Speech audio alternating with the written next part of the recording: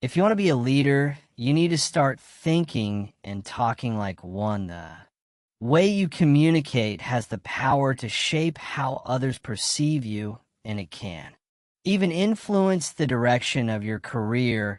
Talking like a leader isn't about using fancy words or speaking in a way that sounds impressive to others. It's about being clear, confident, and direct in how you communicate. The right words at the right time can motivate, inspire, and move people to action. In this video, we're going to dive into practical advice on how to speak with the authority and conviction that leaders have. I'll show you how to talk in a way that commands respect, builds trust, and leads to stronger relationships, whether you're already in a leadership role or just starting to develop your skills. Mastering the art of clear and confident communication is one of the most powerful tools you can use to get ahead.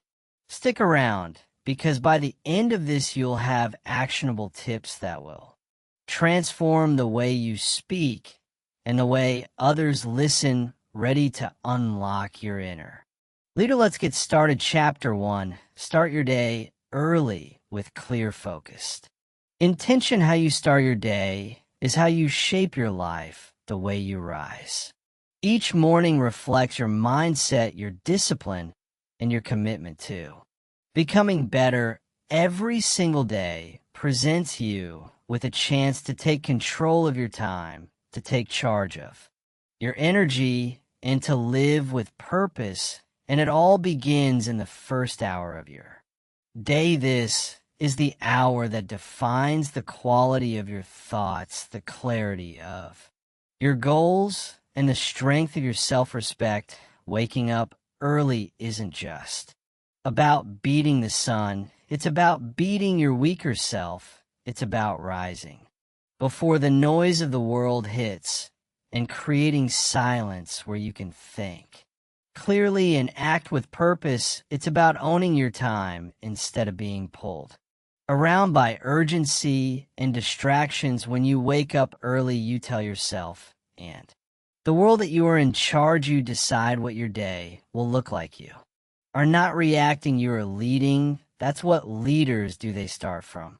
intention, not from impulse. Your mind is clearest in the morning, before texts come in, before emails scream for attention, before responsibilities start to weigh on you. In the quiet morning hours, you are mentally sharp. That's when the most important decisions should be made, not after fatigue sets and not when your willpower has already been spent. If you want to build a strong mindset, start by taking back your morning. Getting up early doesn't mean you sacrifice rest. It means you value your time so much that you plan your evenings with enough discipline to wake up ready. This is about being deliberate. Sleep matters, but so does what you do with your waking hours. A strong life begins with strong mornings, and strong mornings begin the night before. Start with one simple change. Wake up 1 hour earlier than you do now. Use that hour for yourself, not for work or noise. Use it to plan to think, to breathe, to get your mind aligned with your goals. In that hour, ask yourself what really matters today. Not what's urgent, not what's convenient, but what's important. Most people never ask themselves that question. They jump into their day with no direction. That's how days are wasted. That's how life slips away. Start your morning with clarity. Sit in silence and think. Take out a journal and write down your goals. Be specific, not vague hopes. Clear targets. Clarity is power. Know what you want and why it matters. When you wake up early and write down your goals, you start moving toward them with focus. You stop drifting. You begin to lead your life instead of waiting for life to happen to you. Include time to train your body. Movement sharpens the mind. Even 10 minutes of exercise can shift your mood, boost your energy, and set the tone for a productive day. Your body must be treated like a tool. If it's weak, your mind will suffer. You can't talk like a leader if your body is sluggish and your energy low. Training every morning sends a signal to your mind, I am preparing for something greater. I am not here to waste time. I am here to grow. Then feed your mind. Read something wise. Listen to something that expands your thinking. Fill your mind with something that builds strength, not noise. Most people fill their mornings with garbage, scrolling through social media, drowning in negativity, consuming content that kills focus. You must do the opposite. If you want to talk like a leader, you must think like one. And two, think like one. You must consume what builds clarity and conviction before the world has a chance to shape your mindset. Shape it yourself. Think ahead. Who do you want to be today? How do you want to speak? How do you want to respond to pressure? Visualize yourself staying calm. Picture yourself leading with discipline. Picture yourself handling challenges with confidence. That image becomes your blueprint. Leaders see the day before they step into it. As your morning routine becomes consistent, your mind becomes clearer. The chaos begins to fade. You no longer wake up reacting, you wake up building. This is the foundation of personal leadership. Nobody can do it for you. You must commit to it daily. The rewards come slowly, but they come with power. You start noticing that you speak with more intention. You listen better. You feel less rushed. You become someone others trust because you trust yourself first. That's the kind of confidence that can't be faked. It's earned in the quiet hours when nobody is watching. Discipline is freedom. When you start your day early with focused intention, you eliminate the anxiety that comes from being rushed. You stop stumbling through tasks. You stop making poor decisions under pressure. You act from a centered place. This mental edge gives you control over your time and your life. You stop being a victim of distraction and start becoming the author of your own results. You also build something more powerful than motivation. You build momentum each day. You rise with purpose. You train your mind to expect growth. You begin to associate your mornings with progress. It becomes easier to keep going because the path is already laid out. You're no longer trying to find motivation in the middle of chaos. You've already chosen your direction. That decision was made before the day began. To sustain this habit, you must protect it. Protect your mornings like your future depends on it, because it does. That means you also need to say no to things that steal your rest. Stop staying up late to impress people who don't even think about you. Stop wasting time on distractions that drain your focus. If you want a strong morning, you need a disciplined evening. Turn off your phone. Prepare for the next day. Wind down with intention. Let the night restore you, not rob you. People often say they don't have time to wake up early. The truth is they haven't taken control of their lives. Time is not given. It's created by decisions. The world is full of distractions waiting to steal your hours if you don't claim them. First, you lose. Leadership begins when you say, this hour is mine. This life is mine. I will not waste it. Start with what you can control. Set your alarm. Prepare your space. Set out your clothes. Plan your workout. Choose what you will read. Write down your top priorities. Make it easy for yourself to win. Remove excuses before they show up. When your morning is planned, your life becomes predictable in the best way. Success is no longer a gamble. It's a system. You're not just building a routine, you're building trust in yourself. Every time you wake up early and follow through, you prove to yourself that you are reliable. You stop being someone who breaks promises. You become someone who shows up. That identity shift is powerful. It changes how you carry yourself. It changes how people respond to you. Confidence is built through repetition. Trust is built through consistency. Some mornings will feel hard.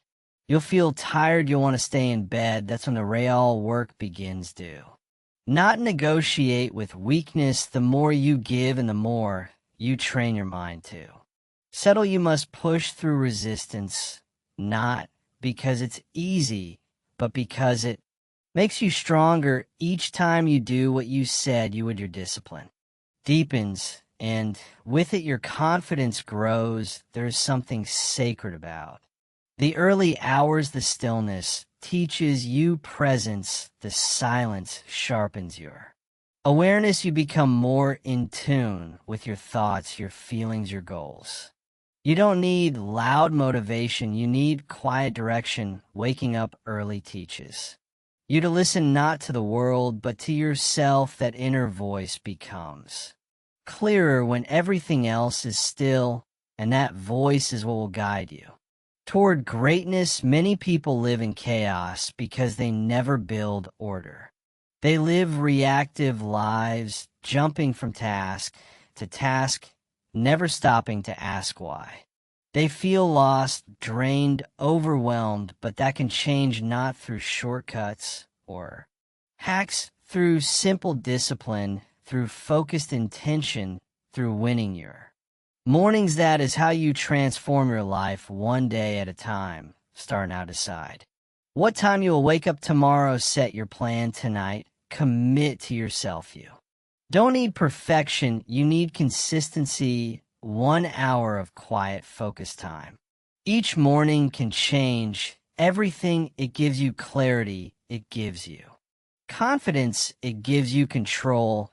And with control comes peace, not the kind that comes from escaping, but the kind that comes from knowing you're living on purpose. Every day is a chance to get better, but only if you claim it, only if you start with intention, only if you stop drifting and start leading. This is your life, and it begins the moment you choose to rise early and lead it. Chapter 2: Build small, consistent habits that improve your mindset.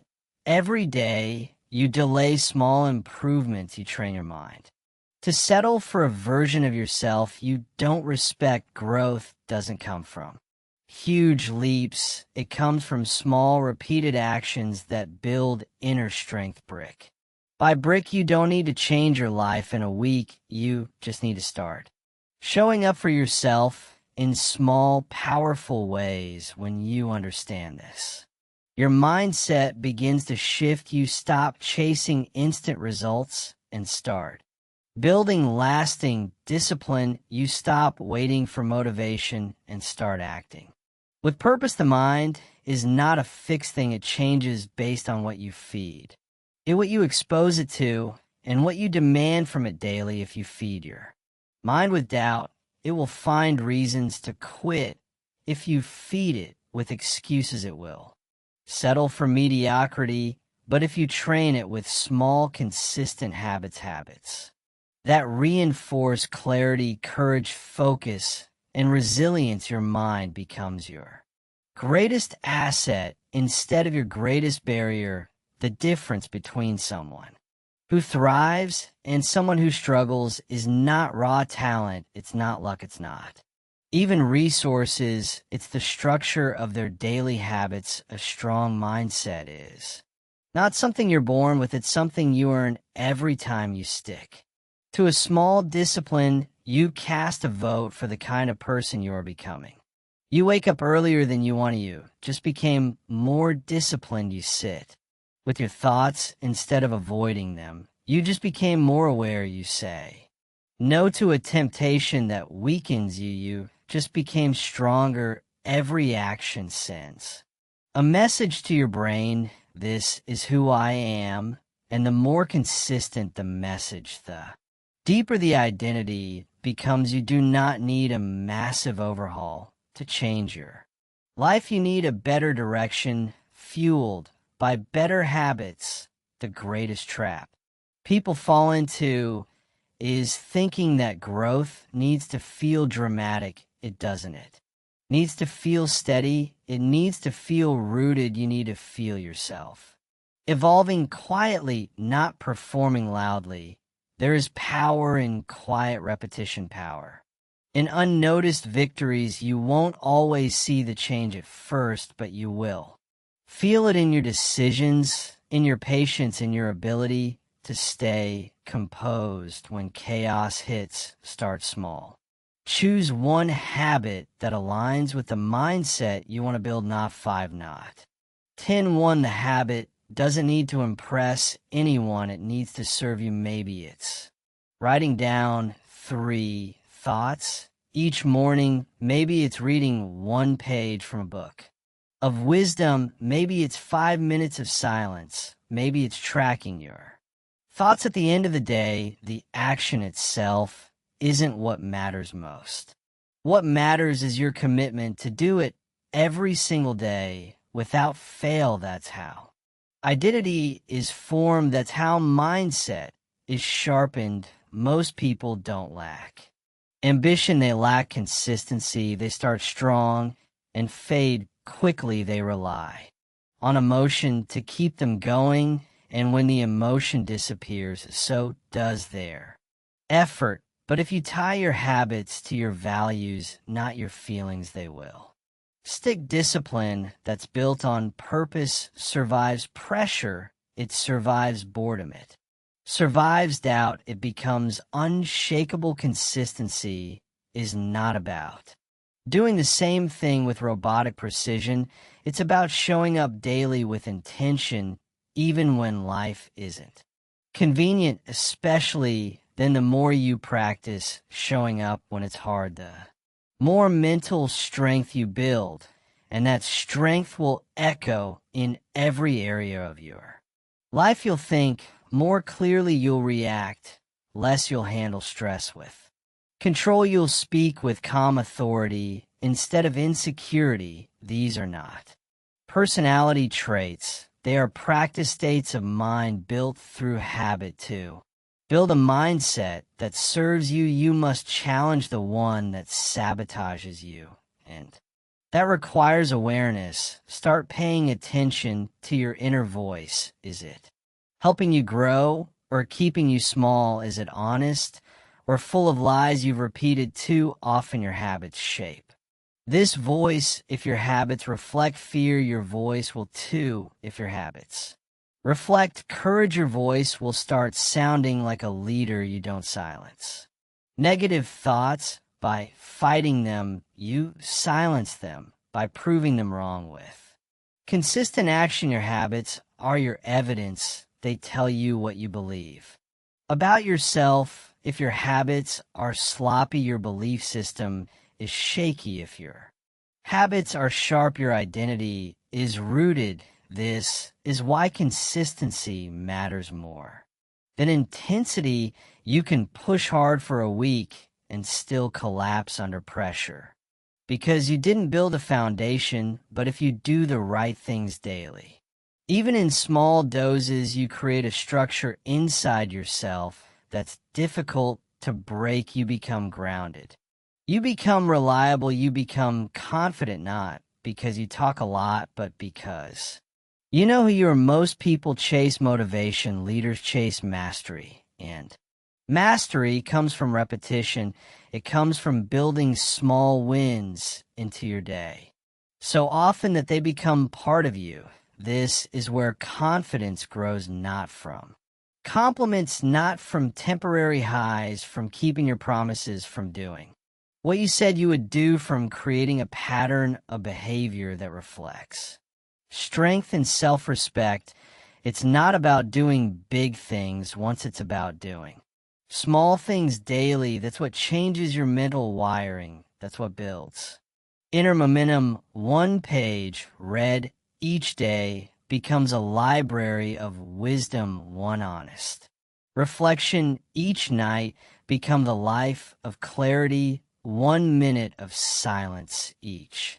Morning becomes a reservoir of peace. You don't need dramatic shifts, you need repetition with purpose. Small habits become the backbone of a powerful life. When your habits are grounded in purpose, you stop needing motivation, you act. Because it's who you're not, because you feel like it, and this separates those who move forward from those who stay. Stuck, the ones who grow have built a life that reflects what they value. They don't hope for change, they create it through structure they don't wish for. Clarity, they produce it through repetition. Their lives look simple from the outside, but inside they are solid, and that solidity creates strength under pressure. Start asking better questions. What habits reflect the mindset I want to build? What habits am I tolerating that weaken me? What actions am I repeating that make me doubt myself? Be brutally honest. Your life is made of patterns. Change the pattern, and everything else follows. You don't need to overhaul your entire system overnight. You need to interrupt one weak pattern and replace it with a stronger one. That's how real change begins. Build systems around your habits. Don't rely on willpower. Set your environment up to make it easier to follow through. If you want to read each morning, leave the book where you'll see it. If you want to journal, keep the notebook next to your bed.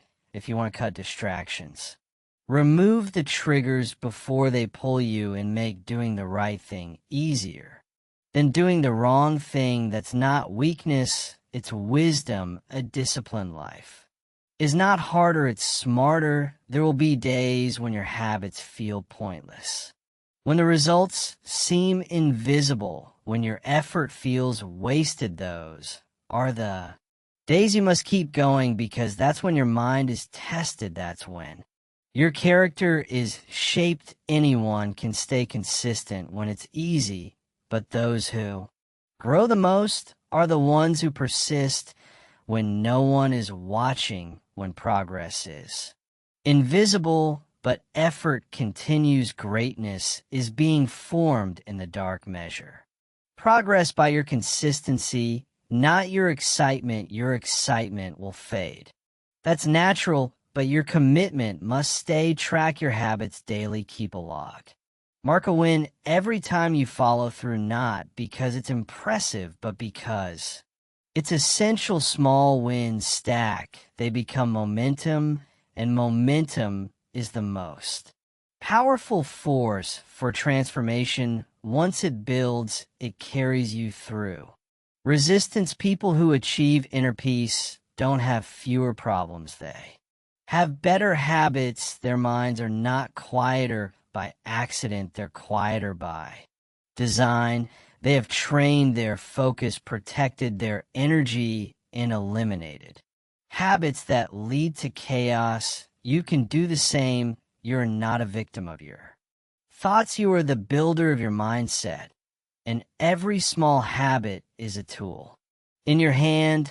Never underestimate the power of a small, repeated action. A single push-up won't build strength, but one push-up every day, followed by one more, followed by one more, that changes your body and your mind. The same is true for your thoughts, your words, your decisions. You're building something, whether you realize it or not. The only question is, what are you building? You want to talk like a leader? Then build the mindset of a leader first, and that starts with what you do daily. When no one's watching, do your words match your actions? Do your habits reflect strength or comfort? Are you preparing your mind for difficulty or hoping to avoid it?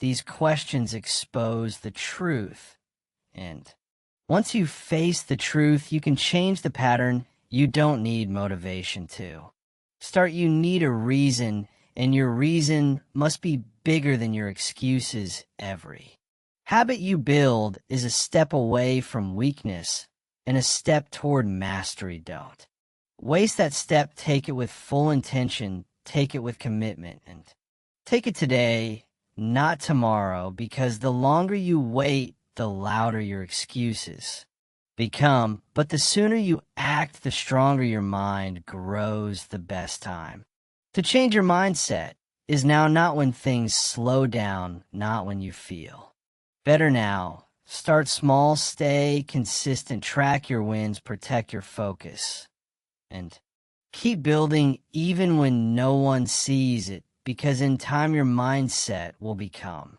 unshakable. Your words will reflect strength. Your actions will inspire others, in your life will become proof that small habits practiced daily can create a mind built for leadership, resilience, and unstoppable growth. Chapter 3: Eliminate one distraction that weakens your daily focus. The truth is brutal. Your greatness is being delayed by one silent enemy you've chosen to tolerate every single day. There's something in your life right now that's draining your energy, stealing your focus, and slowing your progress. And until you eliminate it, you'll keep circling the same problems, replaying the same days, and wondering why nothing ever changes. Distractions don't just steal time, they steal purpose. They rob you of the clarity you need to take bold, deliberate action toward the life you want. If you don't identify the one thing that keeps breaking your focus, it will keep breaking your momentum. One distraction is all it takes to weaken your ability to dominate the day. It could be a habit, a person, an app, or even a thought pattern. Whatever it is, it has become a doorway that pulls you away from what actually matters. That doorway might look harmless, it might even feel good in the moment, but every time you step through it, you leave behind the discipline that could be building the life you say you want. That's how focus is destroyed, not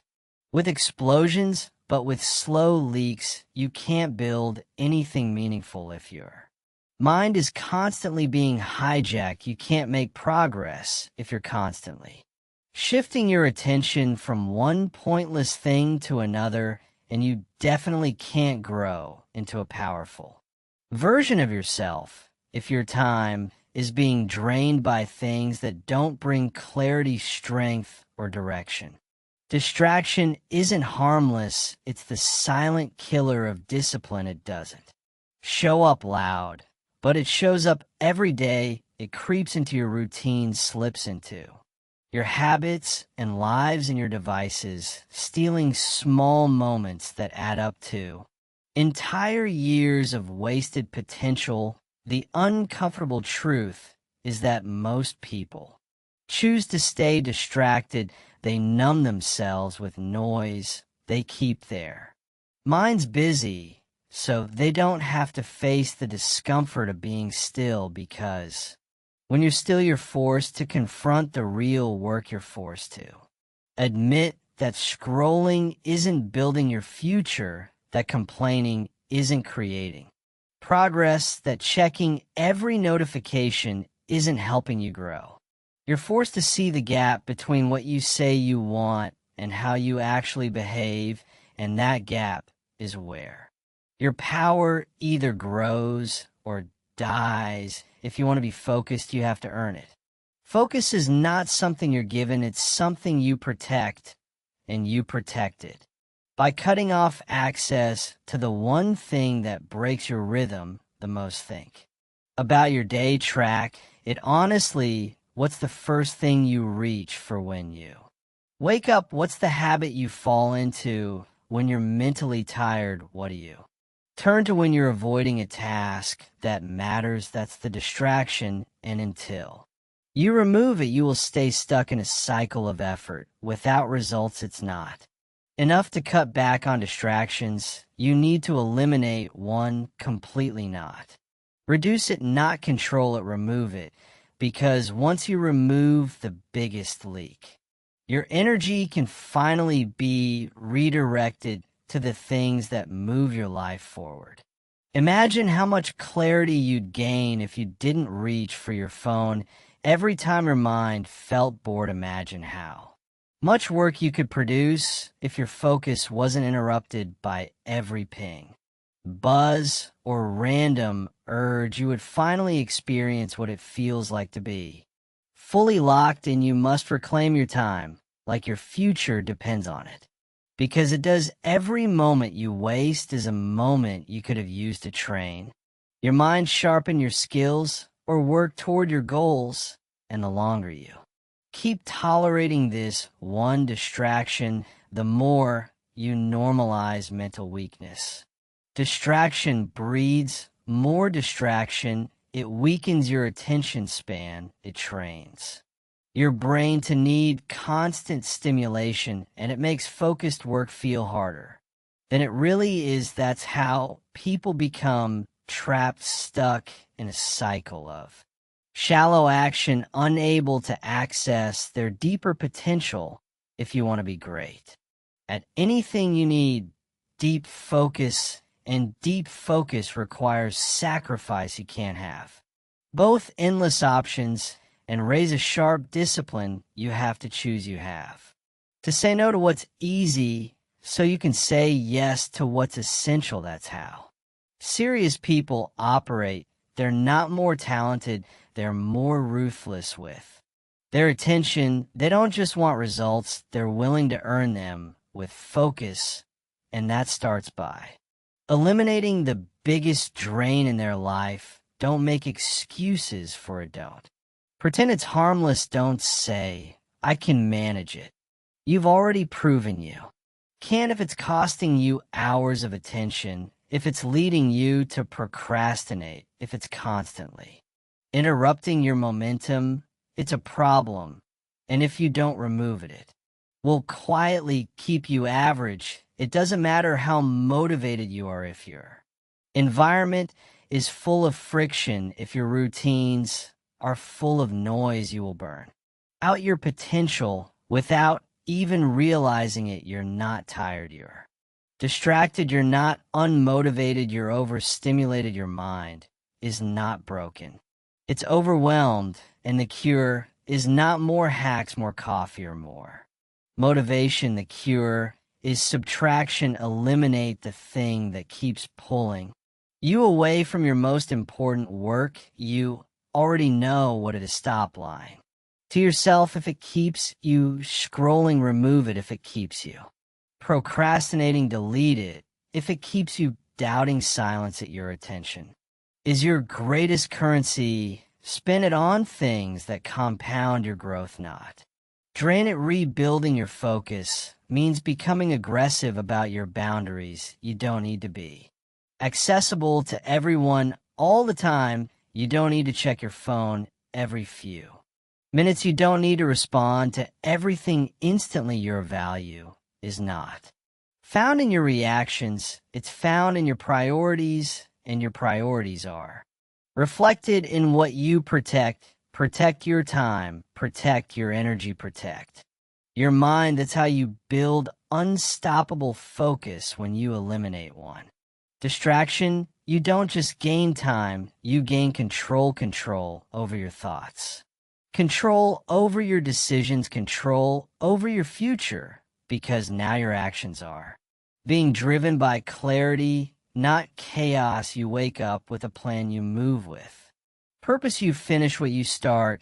That's the difference between someone who talks about growth and someone who actually lives at the talk or keeps making room for distractions. The builder makes space for excellence. This is the real work, not glamorizing discipline, not pretending to be focused, actually doing the hard thing. Removing the source of your mental leaks, because once you do, your mind starts to rewire itself. It becomes more still, more alert, more powerful. You start noticing details. You make sharper decisions. You follow through with intensity. This isn't Hype, it's the result of simplifying your inputs so your output can become unstoppable. If you want to be trusted, respected, and unstoppable, you have to master your focus. And to master your focus, you have to cut out what weakens it. Not tomorrow, not next week. Now you've wasted enough time, you've lost enough days to habits that don't serve you, enough excuses, enough distractions. One decision today can create a cascade of clarity for the rest of your life. Eliminate it, cut it, walk away from it, and don't look back. You'll thank yourself a year from now when your life reflects strength instead of chaos. You are capable of focus deeper than anything you've ever experienced, but you'll never access it until you stop allowing your attention to be hijacked.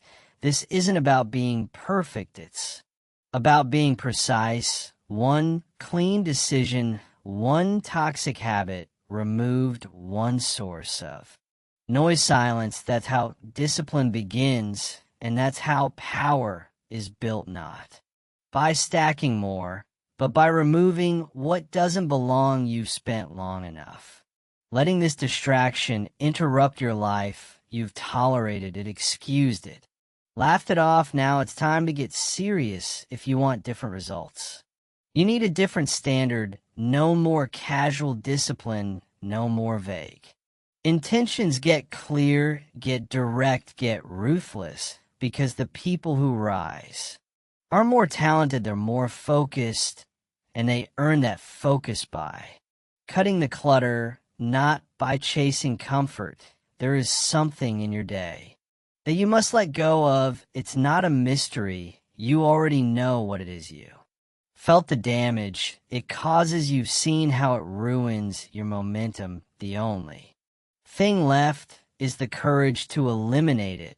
And once you do, your mind will thank you. Your results will speak for you, and your life will start to reflect the strength you always knew you had inside. It's not enough to want it. You must protect it. Protect your focus like your life depends on it, because in many ways it does. A distracted mind leads to a distracted life, but a focused mind builds a powerful one. Choose wisely. Choose now. One distraction gone, and everything changes. Chapter 4. Speak only what builds clarity, confidence, and strength. Every word you speak is a brick, either building your future or destroying your foundation. If you want to live a powerful life, you must first master the language you use with yourself and others. The words coming out of your mouth are not just sounds, they are signals. They're instructions sent to your brain, orders given to your energy, and declarations made to the world about who you are becoming. And if your words are weak, your life will follow. Most people never realize that their life is being shaped daily by the way they speak. They casually complain, they minimize their value, they gossip, they exaggerate their problems, they speak fear into their goals, and then wonder why nothing feels strong. What you say matters. What you affirm becomes familiar. What you repeat becomes belief. If you continue to speak with uncertainty, you will begin to act with hesitation. If you use language soaked in self-doubt, your decisions will mirror that doubt. Clarity begins in your mouth. If you want a clear mind, speak with purpose. Don't speak to fill space. Speak to sharpen your focus. The more intentional your words become, the less confusion you'll tolerate. Weak language invites a foggy life. Strong language cuts through it. You cannot expect to feel empowered if your voice keeps echoing powerlessness. You cannot expect results if your words only broadcast indecision. Change what you say, and you begin to change how you show up. Confidence is not a personality trait. It's a decision that begins with your Words when you say I'm figuring it out instead of I don't know what I'm doing. You build momentum when you say I'll make this happen instead of I hope it. Once you start programming your mind to believe you are capable that shift in. Language is subtle, but the effect is massive because your voice is not just communication, it is construction. You are building belief or you're breaking it. And if you want unshakable belief, it must be backed by powerful language. Don't make a habit of putting yourself down, even when joking words carry energy. Repeating the same self-deprecating lines reinforces weakness, not humility. Instead, speak from a place of self-respect. Speak what you are growing. And to speak the person you are building, speak what brings direction, not distraction. Your voice is a tool. Use it with precision. The more disciplined your language becomes, the more aligned your life will feel. You have to protect the energy in your speech. If your words drain you, they're not serving you. Avoid using language that scatters your attention. If you're constantly saying, I'm so busy, or I'm overwhelmed, you start to feel disorganized before you've even started. Instead, speak in ways that ground you. Replace I'm exhausted with I'm rebuilding. Replace I don't know with I'm learning. This isn't pretending. This is reprogramming. You're training your brain to see solutions, not sink into problems. The same applies when you speak to others. Every word you say has weight. You're either lifting people or pulling them down. You're either helping someone grow or feeding their doubts.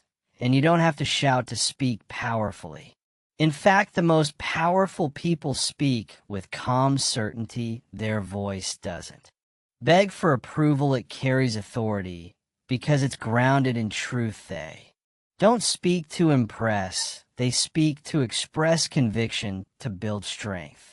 Through speech, you must remove unnecessary noise. Stop talking about things that don't develop you. Stop wasting words on drama, gossip, and opinions that go nowhere. Every time you engage in mindless talk, you lower the standard of your environment. Discipline in speech means eliminating what weakens your mind. You don't need to say everything you think you need to say. Only what serves your mission. That's how clarity is built, by filtering your language through your values. Start speaking in a way that keeps you focused.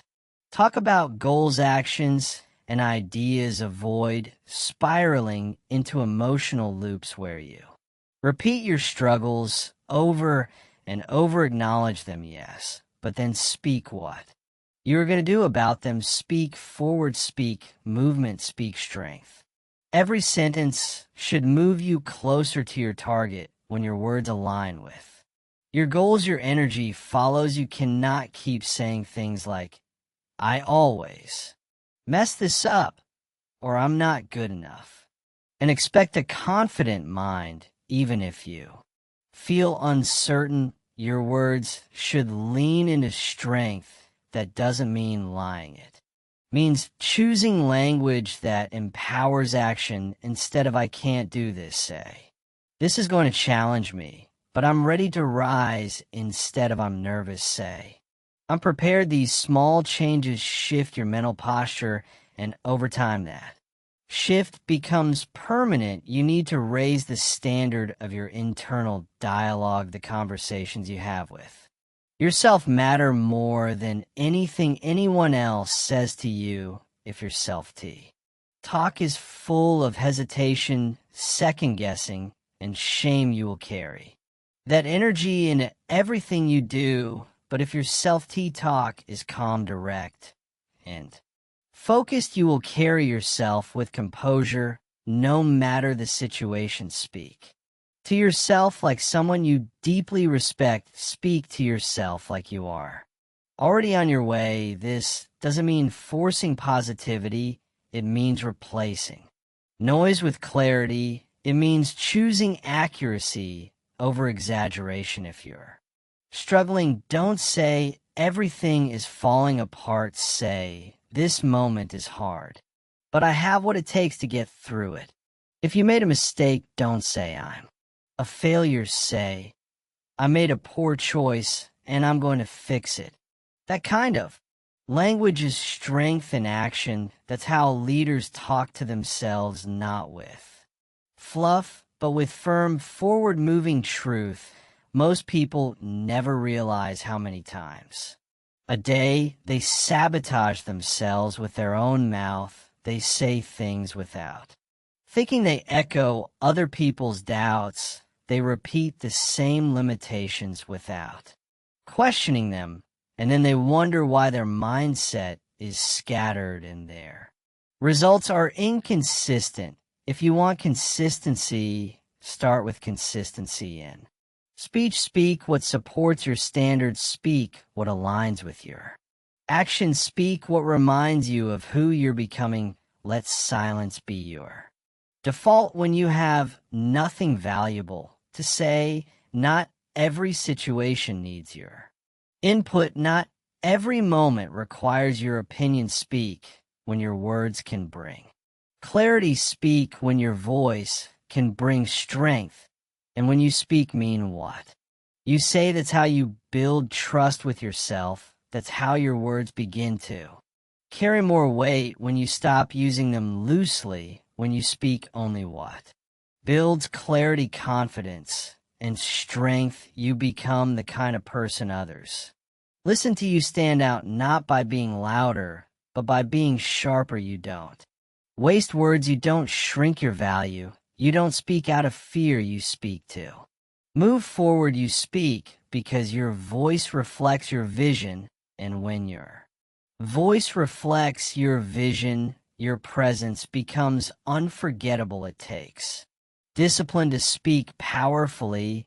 It means you stop saying what's easy and start saying what's needed. You start replacing doubt with direction. You stop repeating the same complaints and start declaring solutions. You drop the I'm just saying habit and start owning every word, because powerful speech isn't about sounding good. It's about staying aligned with your goals, aligned with your actions, aligned with your highest standards. If you want others to respect your voice, respect it first. Don't water it down to fit, and don't mimic people who don't live with discipline. Don't throw away your integrity for applause. Speak with purpose. Speak from strength. Speak from truth. You don't need to yell to be powerful. You need to mean what you say, and say only what builds something better. That's what changes lives. Yours included. Your voice has the power to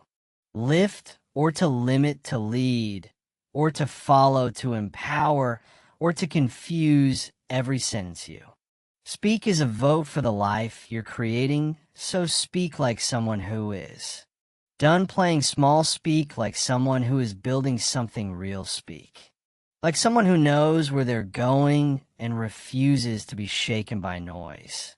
Because when your voice aligns with your vision, your life will start to follow. No more guessing, no more doubting. Speak clarity, speak confidence, speak strength, and watch everything around you rise to meet that standard. Chapter 5 track your progress daily with brutal, honest reflection. If you want to change your life, you have to measure it not with fluff, not with filters, but with brutal, honest daily reflection that forces you to see exactly who you are and how far you've come. There's no transformation without truth, and truth doesn't come from fantasizing about your goals. It comes from confronting your habits, your choices, and your results every single day. Most people run from the mirror. Winners study it. They observe their behavior. Like scientists, they track their progress like their future depends on it. Because it does. You will never become the person you're capable of being if you keep hiding from your reality. It's easy to say you're trying, It's comfortable to believe that effort alone is enough, but if you don't have the discipline to check your progress, daily you're just guessing your way through life. That's not how growth works. That's not how discipline is forged. You need to know specifically clearly, without excuse, what you did today that made you stronger and what you did today that kept you stuck. You don't need a fancy app. You don't need a perfect journal. You need honesty. You need the kind of raw, uncomfortable truth that exposes your patterns. What time did you wake up? How long did you waste on your phone? Did you stick to your plan, or did you break the promise you made to yourself? Did you show up fully, or did you go through the motions? These are not casual questions. They're the checkpoints that separate the driven from the distracted. Tracking your progress isn't about guilt, it's about clarity. It gives you a map. It shows you what's working. It reveals what's broken. Without it, you're just reacting to life instead of taking control of it. When you track your actions, your focus sharpens. You stop living in hope and start living in awareness. You become the kind of person who knows exactly where they stand, and that alone gives you power. Most people don't reflect because they're afraid of what they'll find, but the people who grow the fastest are the ones who are the most honest with themselves. They're not afraid to say, I wasted today. They're not afraid to admit when they fell short. Why? Because they know reflection isn't about shame, it's about correction. It's about being real enough to say that wasn't my best, and strong enough to ask, what will I do differently tomorrow?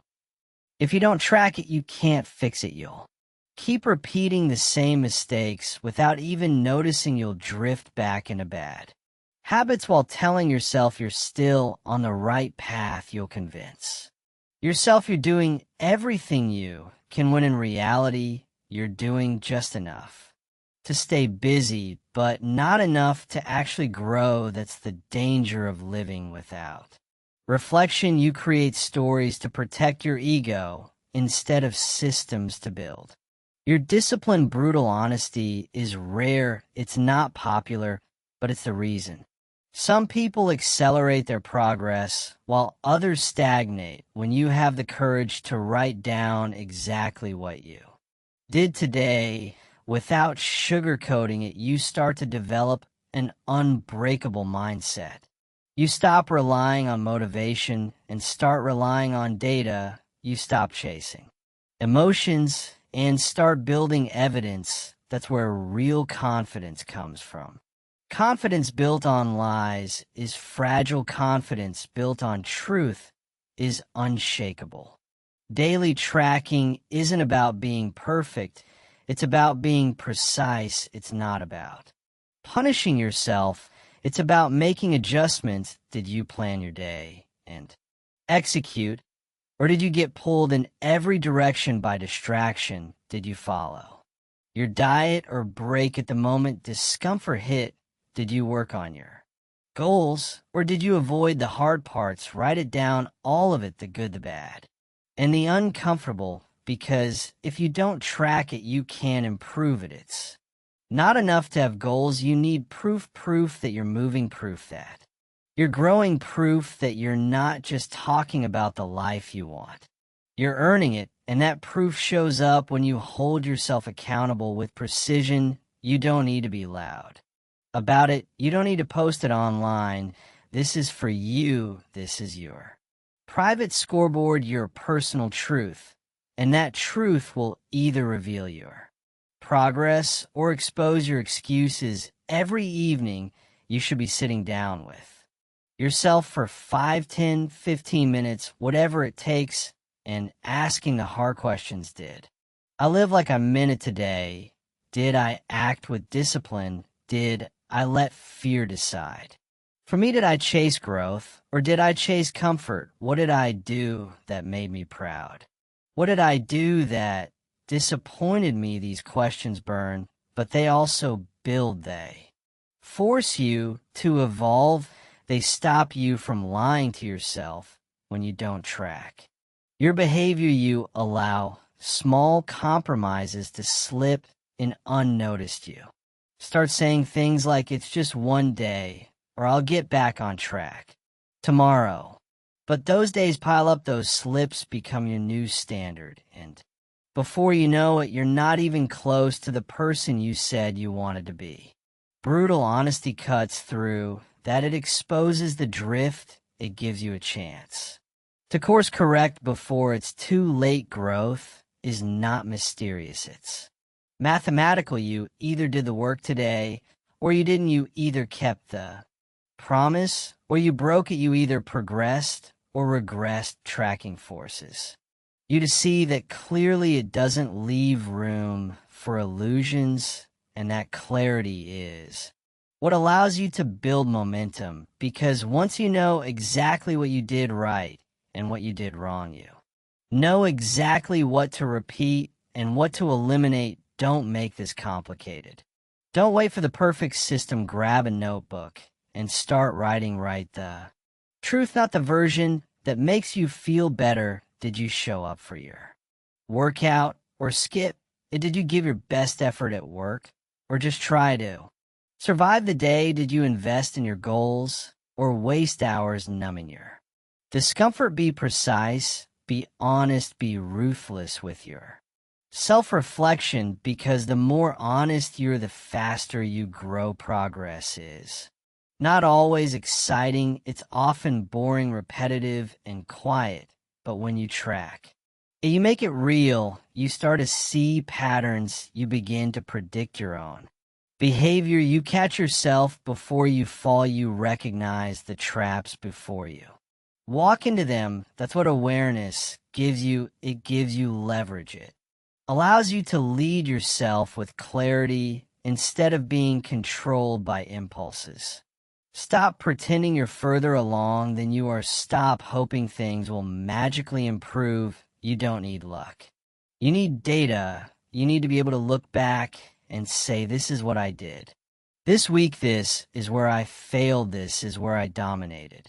That's what keeps you grounded. That's what removes the guesswork. That's what separates amateurs from professionals. Professionals track, amateurs assume.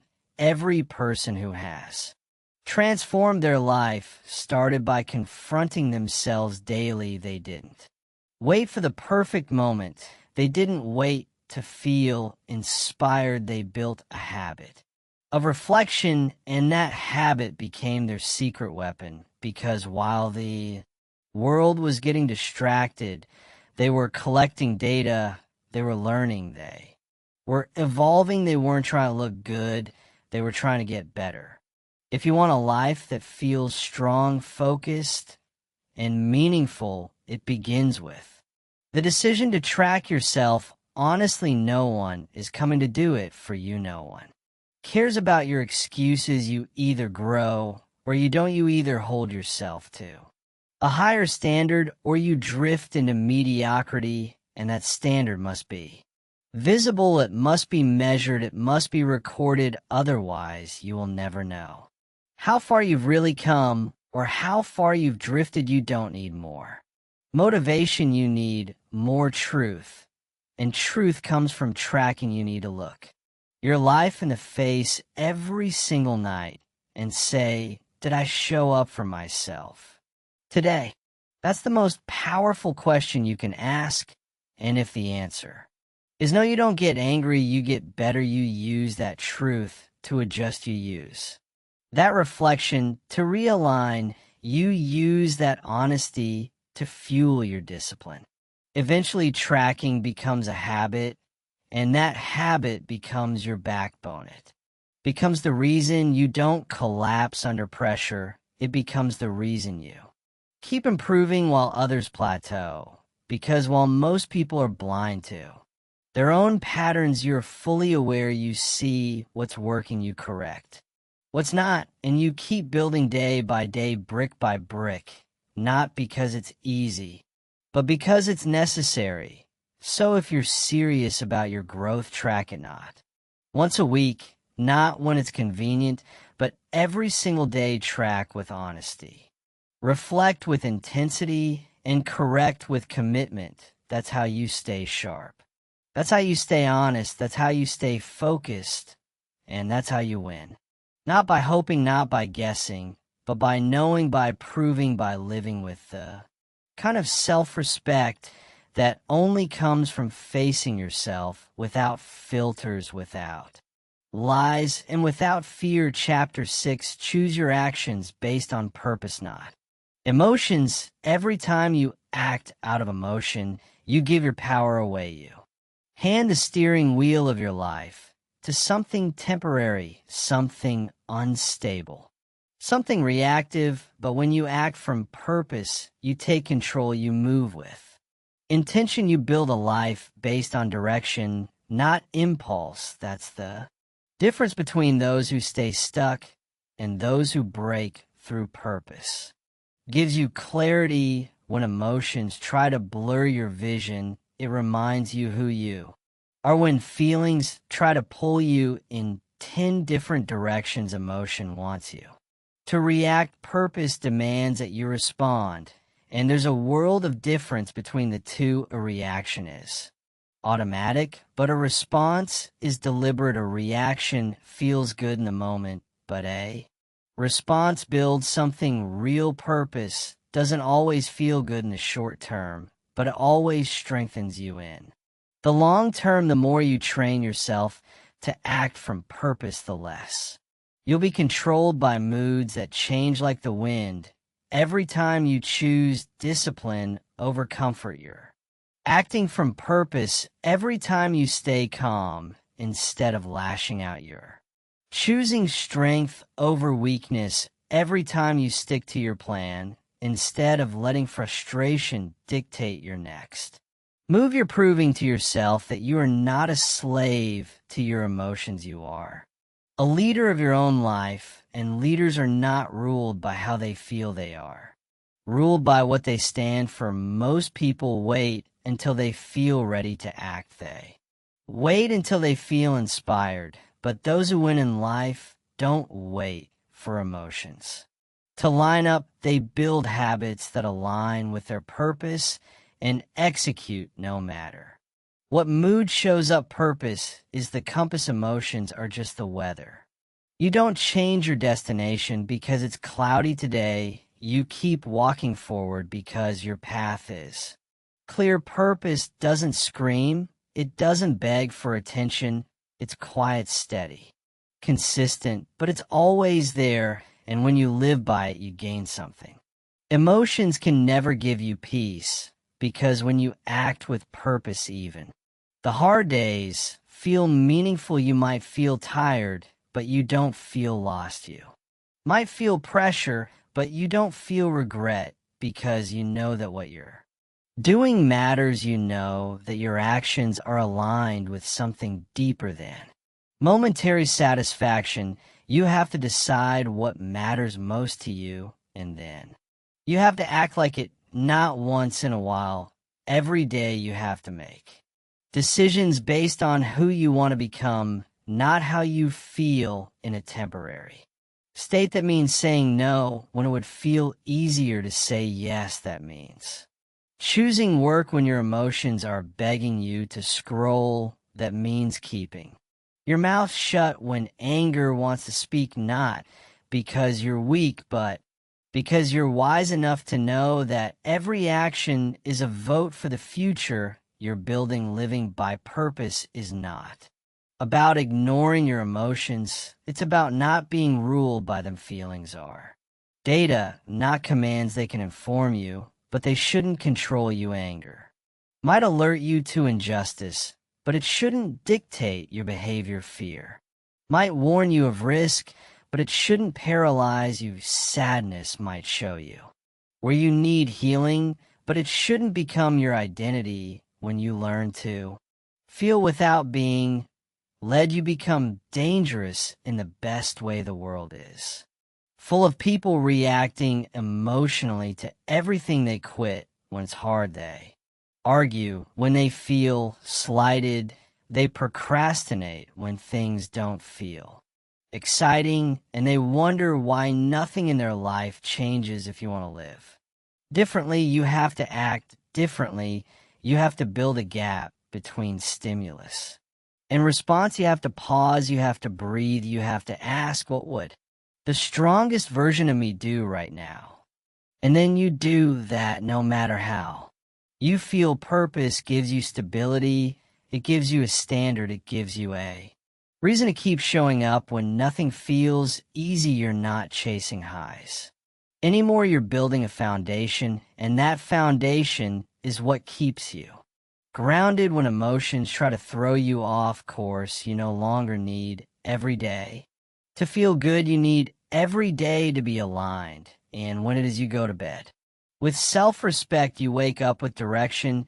You stop being reactive and start being relentless. Some days you will feel lazy. Some days you will feel irritated. Some days you will feel like everything is working against you, but purpose doesn't care about your mood. It cares about your mission. When you anchor your actions to that mission, you build a life that's resilient, not emotional. You don't crumble under pressure. You don't chase instant relief. You stay focused. You stay driven, you stay committed to what actually matters. It's easy to act when everything feels good. The challenge is to act with strength when everything feels off. That's the test. That's the difference maker. Anyone can move when they're motivated, but those who lead themselves, who discipline themselves, who regulate their impulses and commit to their standards, those are the ones who rise. Those are the ones who separate themselves from the average, because they don't wait for the perfect moment. They create it by acting with purpose regardless of how they feel. You will never regret acting with integrity. You will never regret choosing clarity over chaos. You will never regret staying grounded when emotions try to pull you into reaction. Those decisions, repeated daily, form the backbone of a powerful life. You don't build a legacy with emotional outbursts. You build it with consistent, intentional, value-driven actions.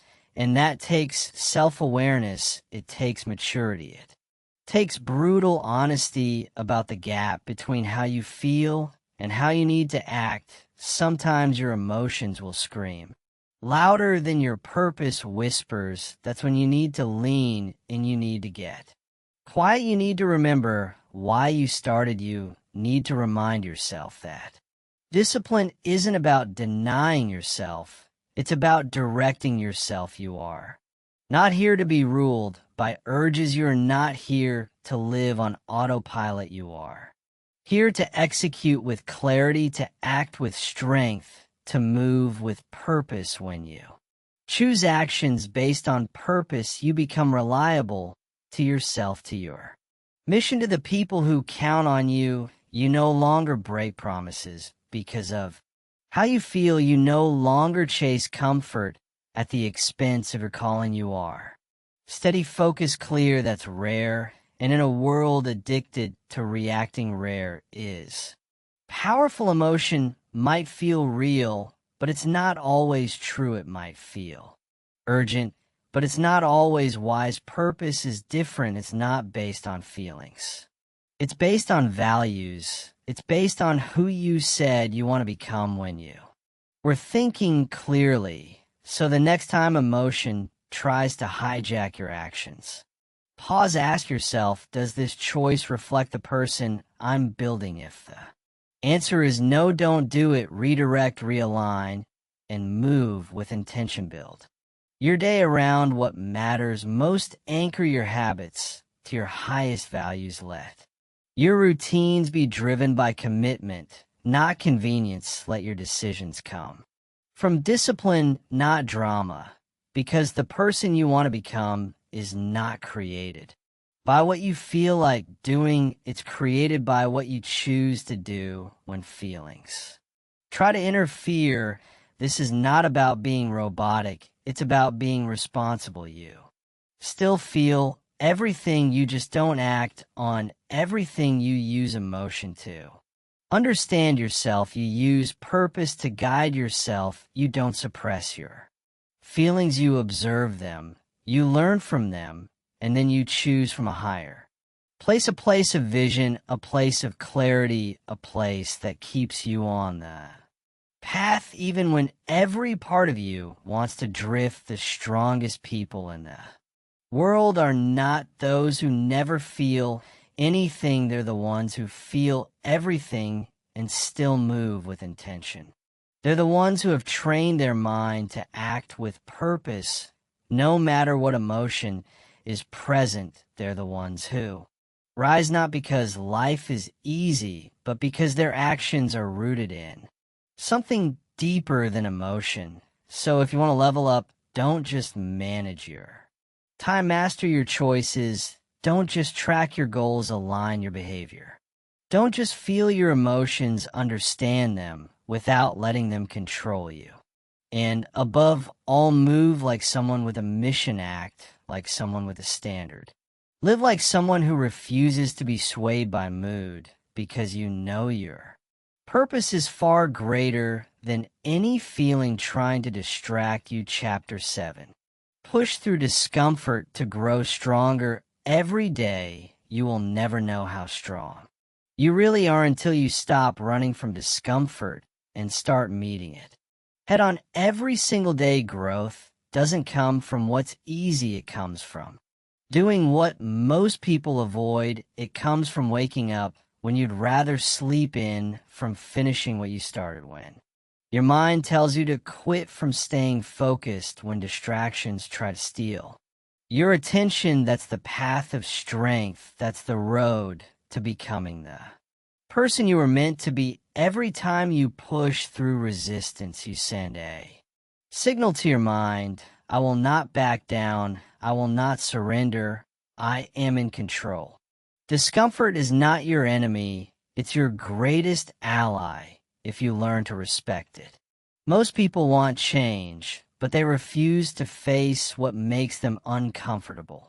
They want to grow, but they avoid the pressure that forges growth. You can't become unbreakable by staying in comfort zones. Comfort is where dreams go to die. It's where momentum fades and potential rots. But every moment you choose to lean into pain instead of running from it, you separate yourself from the masses. You choose to evolve. You have to understand one thing: real growth is built on discomfort. It's the struggle that shapes you. It's the pressure that forces you to develop strength you didn't know you had. Easy days won't make you tough or smooth. Paths won't test your resolve. The discomfort you're trying to avoid is the exact weight you need to lift to become who you claim you want to be. No one becomes great by avoiding effort. They become great by showing up and grinding through the uncomfortable day after day. Most people want results, but they don't want to do what it takes. They want the reward without the effort. But here's the truth: effort comes first. Growth demands discomfort. Success demands sacrifice. And power is earned through pain, not because pain is glamorous, but because it's honest. Pain shows you where you're weak. Discomfort reveals where your limits are. And if you're serious about rising, then those are the exact places you need to work on. No shortcuts, no tricks, just effort. Real, consistent, uncomfortable effort. You don't get stronger by doing what's easy. You get stronger by facing what you fear. You grow when you step into situations that make you feel exposed, unsure, vulnerable. You grow when you stay disciplined in moments where giving up feels easier. You grow when you keep your promises to yourself, even when no one's watching. That's the kind of strength that compounds. That's the kind of toughness that can't be faked. When you stop running from discomfort, you start building the kind of character that nothing can break. Every day you wake up with a choice. You can do what's comfortable and stay where you are, or You can do what's difficult and build who you could be, and that choice will shape your life more than anything else. You don't need to make giant leaps. You don't need to flip your world upside down overnight, but you do need to get uncomfortable. You need to do something hard, something inconvenient, something that pushes you a little further than yesterday, and then you need to do it again tomorrow. That's how you build strength. That's how you grow. Every single day, discomfort is not punishment.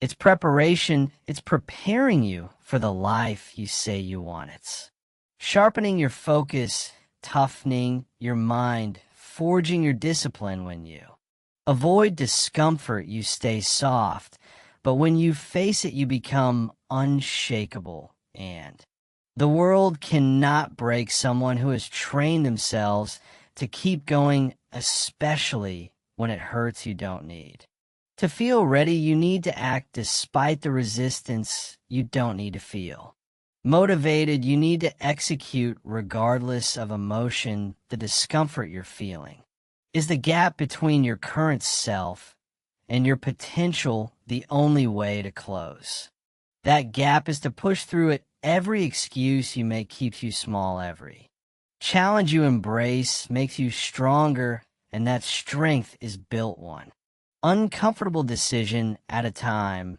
Start training your mind to stop avoiding hard things. When something feels difficult, don't flinch, lean, and let discomfort become your trigger for action, not your signal to retreat.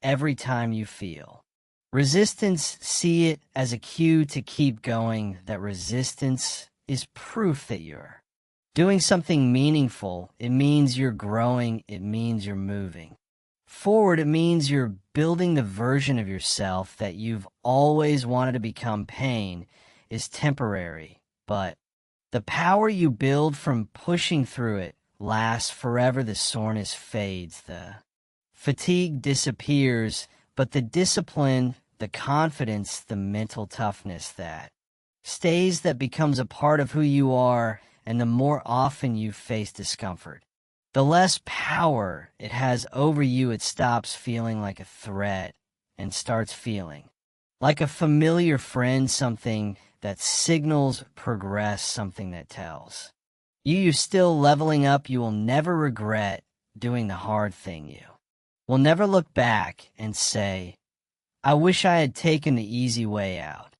You'll always be proud of the days you fought through doubt, exhaustion, and fear. Those are the days that build your legacy. The days where it hurt, but you didn't quit. The days where you were tested and you chose to rise. Those are the moments that define you, not the days when everything was perfect, but the days you showed up. Anyway, when discomfort shows up, you have two options: shrink or strengthen. You can back off and stay the same, or you can lean in and grow, but you can't have both. You can't grow and stay comfortable. You can't build strength without struggle. You have to choose, and if you want to become unshakable, there is only one right choice. Step forward, keep moving, embrace the discomfort, and let it shape you. There's no secret formula, no magic strategy. It's repetition, it's grit, it's relentless effort in the face of adversity. It's making the decision every day to do the work, whether you feel like it or not. That's what builds real strength, not flashy motivation, not temporary hype, but daily decisions that prove you're serious. Discomfort becomes your training ground, and the more you train in it, the more you dominate in life. Push through the resistance, push through the doubt, push through the fatigue. There is power on the other side.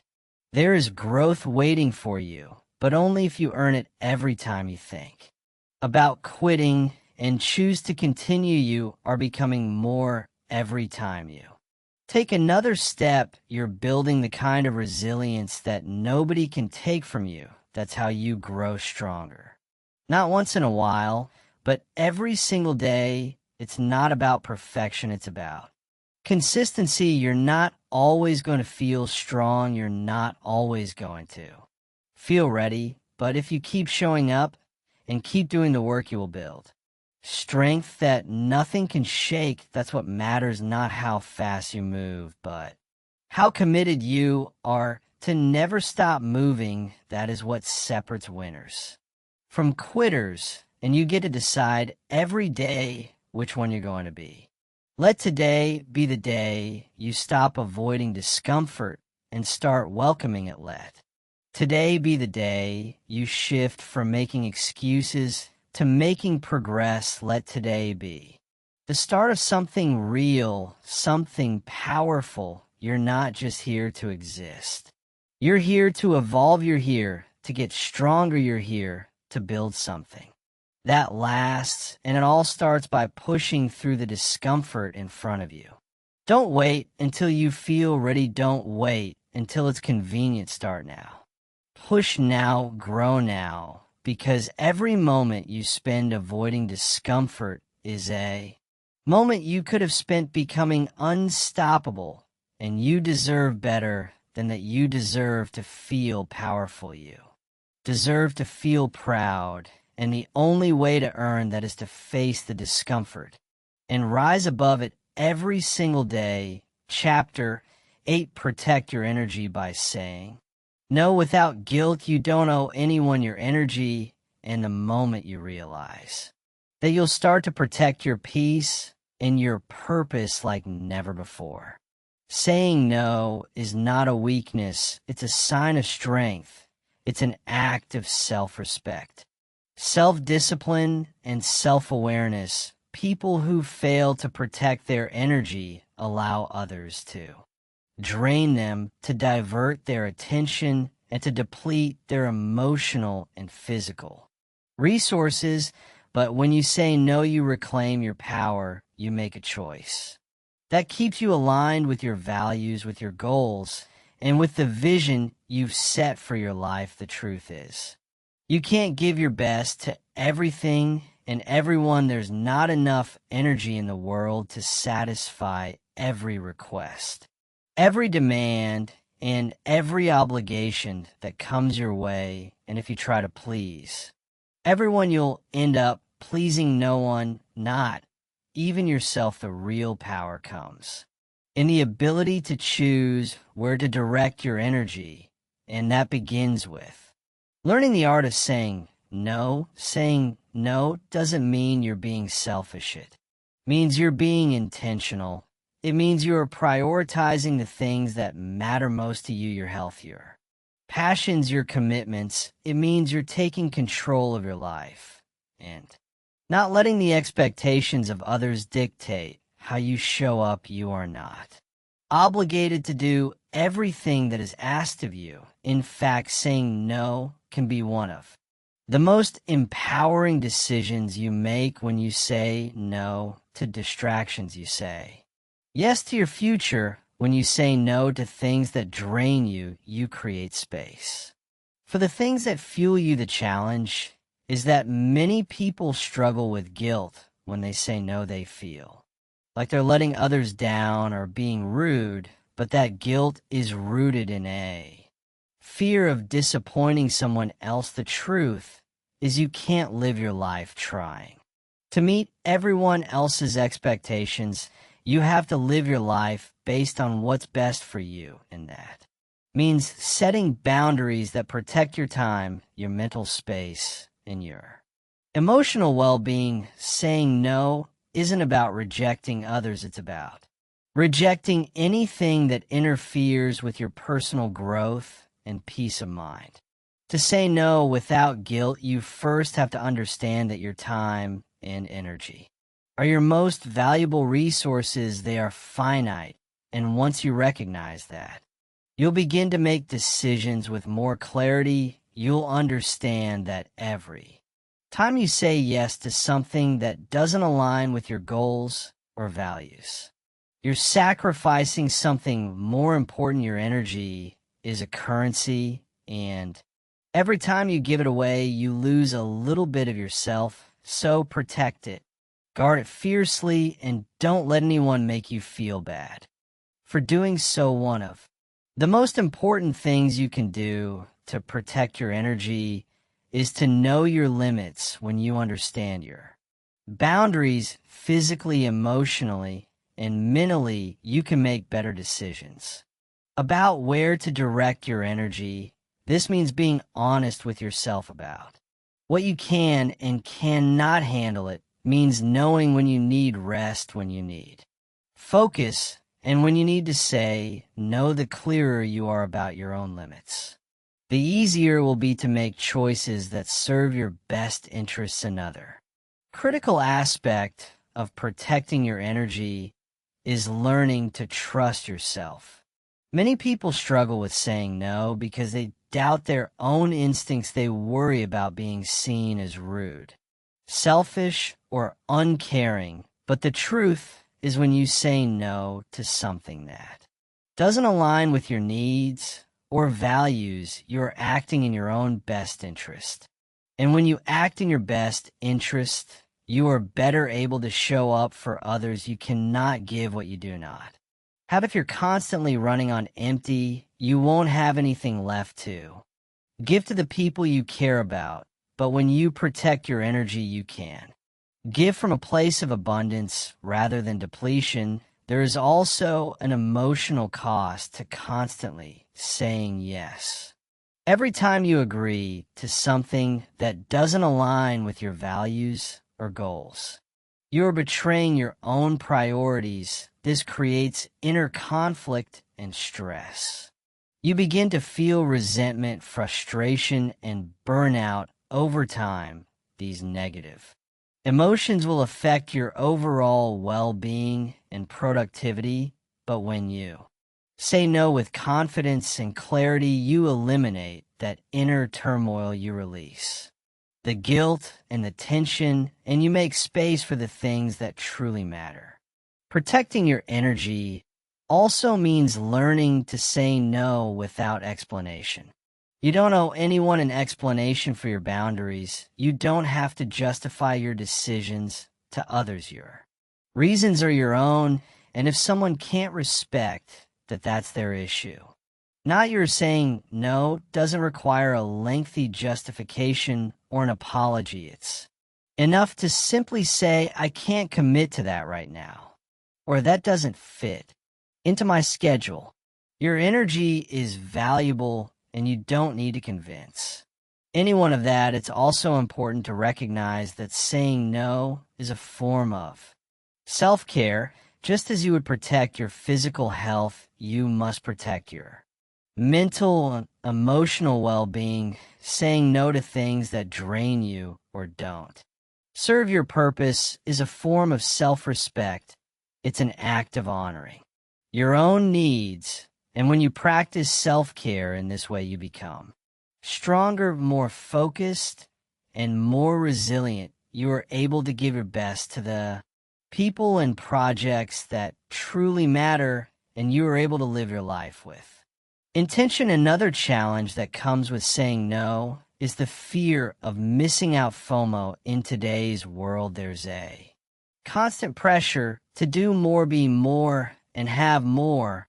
But you have to recognize that not everything is worth your time and energy. There will always be opportunities, but you must decide which ones align with your goals and values. The fear of missing out can make you feel like you have to say yes to everything, but in reality, saying yes to everything often leads to burnout and overwhelm. Saying no is a way to focus on what truly matters without getting distracted by the noise of everything else. One powerful way to protect your energy is to get clear on your priorities. When you know what truly matters to you, saying no becomes easier. You'll be able to quickly identify what aligns with your values and what doesn't. And when you're clear on your priorities, you'll be able to make decisions confidently without second-guessing yourself. Saying no becomes a natural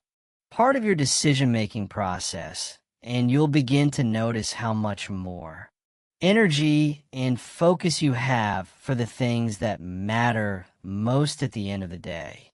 Saying no is not just about protecting your energy, it's about protecting your future. Every time you say no to something that doesn't serve you, you create space for the things that will move you closer to your goals. You prioritize your long-term well-being over short-term comfort. You protect your peace, your focus, and your purpose.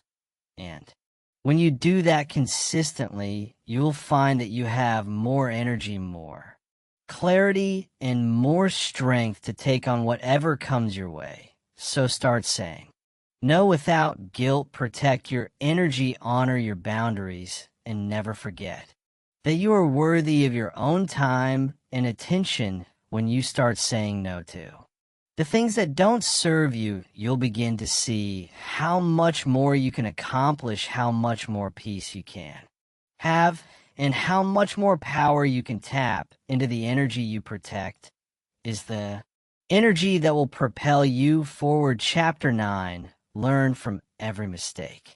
Without blaming anyone else, the only real failure in life is refusing to learn from your mistakes. The moment you start blaming others for your missteps, you rob yourself of the growth and wisdom that come from taking full responsibility. Mistakes are inevitable. They're part of the journey, part of the process, and part of what makes you stronger. But when you refuse to own them and learn from them, you make yourself a prisoner of your own past, and you stunt your growth in the process. The truth is the best way to move forward, to improve, and to achieve success is to learn from every mistake you make. This doesn't mean wallowing in regret or self-pity. It doesn't mean turning every misstep into a pity party. It means taking a hard look at what went wrong, analyzing it with brutal honesty, and using that lesson to become better.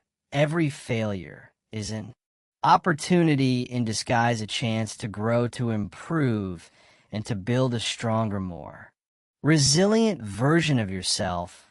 When you make a mistake, your first instinct might be to point fingers. You may be tempted to blame others, blame circumstances, or blame anything other than yourself. It's easy to do right after all. It takes the heat off of you.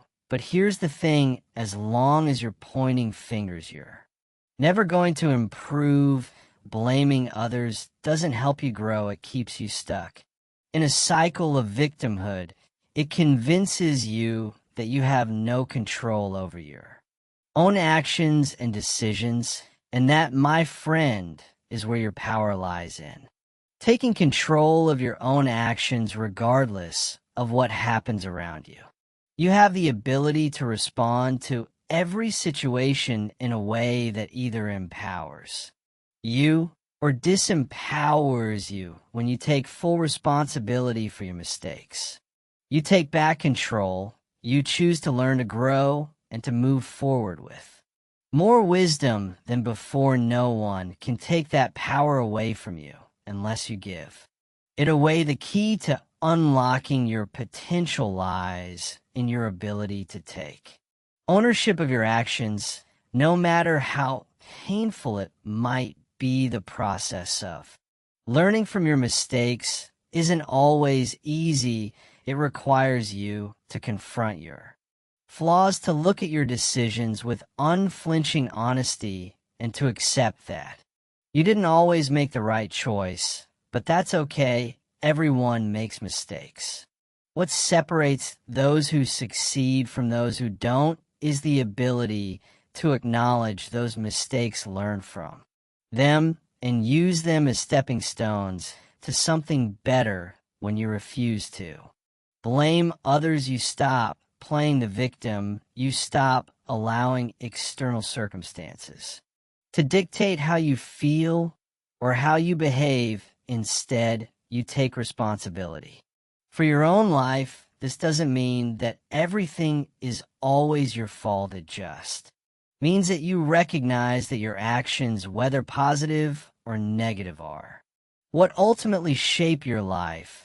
The power lies in your choices. It's easy to fall into the trap of thinking that the world is against you, that things are never going to go right, and that you're stuck in a cycle of misfortune. But when you take responsibility, you start seeing the situation for what it truly is, an opportunity to learn, grow, and evolve. It's important to note that taking responsibility doesn't mean beating yourself up. It doesn't mean dwelling on your mistakes or allowing guilt to consume you. There's a fine line between accepting responsibility and self-flagellation. The goal is not to punish yourself for your missteps. It's to understand why something happened, extract the lesson, and move forward stronger and wiser. The key is to approach every mistake with curiosity rather than judgment. Ask yourself, what went wrong? What can I do differently next time? How can I make sure I don't repeat this mistake again?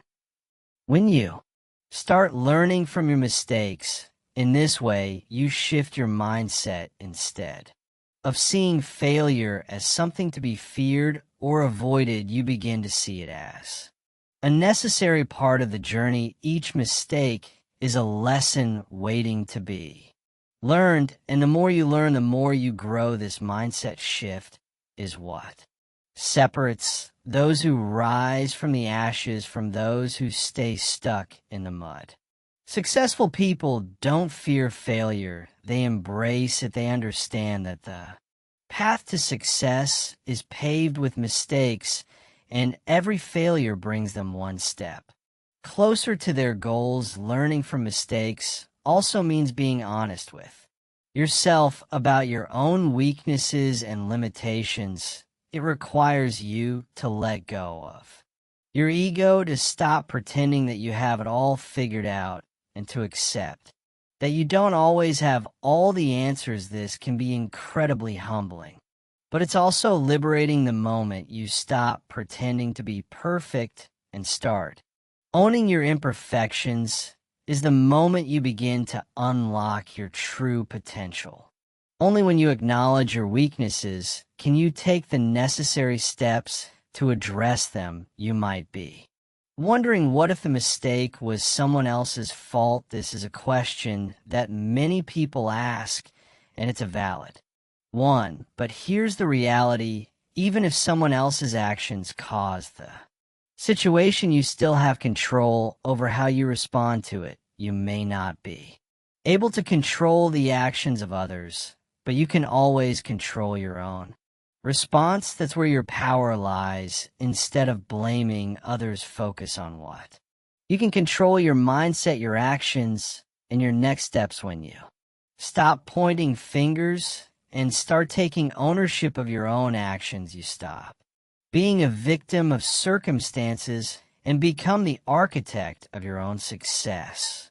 Another powerful way to learn from mistakes is to make it a habit. Don't wait for big life-altering mistakes to learn valuable lessons. Start with the small mistakes you make every day. Maybe it's losing your temper with someone, missing a deadline, or letting a bad habit slip back. In these small mistakes are just as important as the big ones, because they offer the same opportunity for growth. The more you practice self-reflection and accountability, the better you get at learning from your mistakes, no matter how big or small. A big part of learning from mistakes is not allowing them to define you. It's easy to get caught up in the negative emotions that come with failure: guilt, shame, frustration. But it's important not to let those feelings dictate your self-worth. Mistakes are not who you are.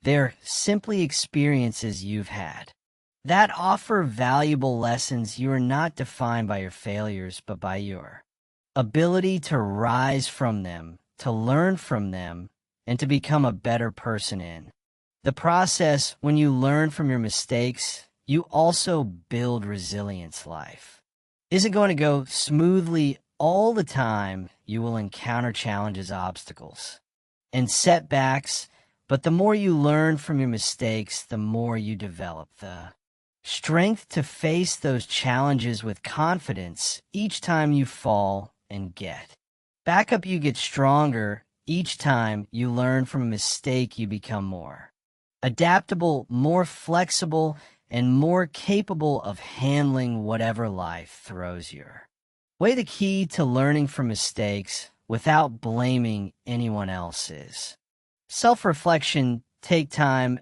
every day or every week to reflect on your actions, your decisions, and your results. Ask yourself what worked, what didn't, and why.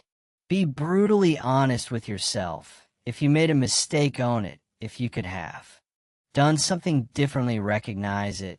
But most importantly, learn from it. Use your mistakes as stepping stones toward becoming the best version of yourself. If you want to succeed in life, you have to embrace mistakes as a part of the process. Stop fearing them, stop blaming others for them, and start learning from them. The faster you can do this, the faster you'll grow, the stronger you'll become, and the closer you'll get to your goals. The only real failure is refusing to learn, refusing to evolve, and refusing to take responsibility for your actions. Once you accept that mistakes are part of the game, and once you embrace them with a growth mindset, there's nothing that can stop you. Chapter 10: Master your schedule. By planning your day, you are the architect of your day, the master of your time, and the person responsible for the direction your life will take. You can either let life happen to you, or you can take control and make your days work for you. The key to success, the secret to living a fulfilled life, lies in how well you plan and execute your daily actions. Every hour of every day is an opportunity to get closer to your goals, to make progress, and to achieve the results you desire. But that opportunity only exists if you make the most of your time. If you don't plan your day will control you. When you master your schedule, you master your life. Planning your day is not just about filling in blocks of time or checking off tasks from a to-do list. It's about creating a roadmap for your day that aligns with your values, your priorities, and your long-term vision. It's about taking deliberate action and making sure that every moment is spent in a way that moves you closer to where you want to go. Without a plan, you're simply drifting, reacting to whatever comes your way, and leaving your success to chance. But when you plan your day with intention and purpose, you put yourself in the driver's seat of your life. The first step in mastering your schedule is understanding your priorities, what matters most to you. What are the things you need to do today to move you forward? You cannot afford to waste time on things that don't align with your goals. The difference between successful people and everyone else's that successful people know what their priorities are, and they make sure to put them first. If you don't plan your day around your priorities, you'll end up spending your time on distractions that won't move you any closer to your goals. Every morning, take a few minutes to reflect on your goals and decide what you want to accomplish that day. Don't just go through the motions. Take control of your time. Write down your top 3 or 5 most important tasks for the day. These should be the things that will make the biggest impact on your progress. Don't overwhelm yourself with a long list of to-dos. Focus on the tasks that matter most and commit to completing them with focus and dedication. The beauty of this approach is that it keeps you from being distracted by things that aren't important. By narrowing your focus, you create a laser-sharp sense of purpose that drives you throughout the day. Planning your day doesn't just involve your work tasks, it also involves taking care of yourself. You cannot be effective in your work or your life if you neglect your health, your mind, or your energy. That means scheduling time for exercise, for rest, for personal development, and for reflection the most. Successful people are not those who burn themselves out by working endlessly without taking breaks. They are the ones who understand the importance of balance, of scheduling time for everything that fuels their body, mind, and soul. When you plan your day, be sure to include moments of self-care. Your energy is your most valuable resource, and if you don't protect it, nothing else will matter. Once you've identified your priorities, the next step is to break your day into manageable chunks. Time blocking is a powerful method for organizing your day. Involves setting aside specific blocks of time for specific tasks. For example, you might reserve the first 2 hours of your day for deep work on your most important project. Then you might set aside 30 minutes for a quick meeting or a phone call after that scheduled time, for lunch, followed by more work time, a break for exercise, and so on. Time blocking is a game changer because it eliminates the temptation to multitask or to waste time on unimportant tasks. By dedicating specific periods to specific activities, you make sure that each task gets the focus and attention it deserves. But time blocking alone is not enough. You also need to guard your time fiercely. Your time is a finite resource, and once it's gone, you can't get it back. That means saying no to distractions. In today's world, it's easy to get pulled in 1,000 directions. People will ask for your attention, emails will demand your response, and social media will try to steal your focus. But if you want to achieve your goals, you need to protect your time like a warrior guards his most valuable possessions. Set boundaries for when you will check your email, how often you will check your phone, and when you will engage with others. Your time is too valuable to be given away on a whim. The most successful people are the ones who learn how to protect their time fiercely and say no without guilt. Another key element of mastering your schedule is learning to be flexible. Life is unpredictable, and things don't always go according to plan. You may encounter setbacks, distractions, or unexpected events that force you to adjust. But the difference between those who succeed and those who don't is their ability to adapt. Flexibility doesn't mean throwing your entire plan out the window when something goes wrong. It means adjusting your plan and staying committed to your goals despite the obstacles. Flexibility allows you to roll with the punches and keep moving forward no matter what comes your way. As you master your schedule, you'll begin to notice a powerful shift in your mindset. Instead of reacting to life, you'll start taking proactive control. You won't be scrambling to get things done at the last minute because you've already planned for success. You'll stop feeling overwhelmed by the demands on your time because you've learned to prioritize what matters.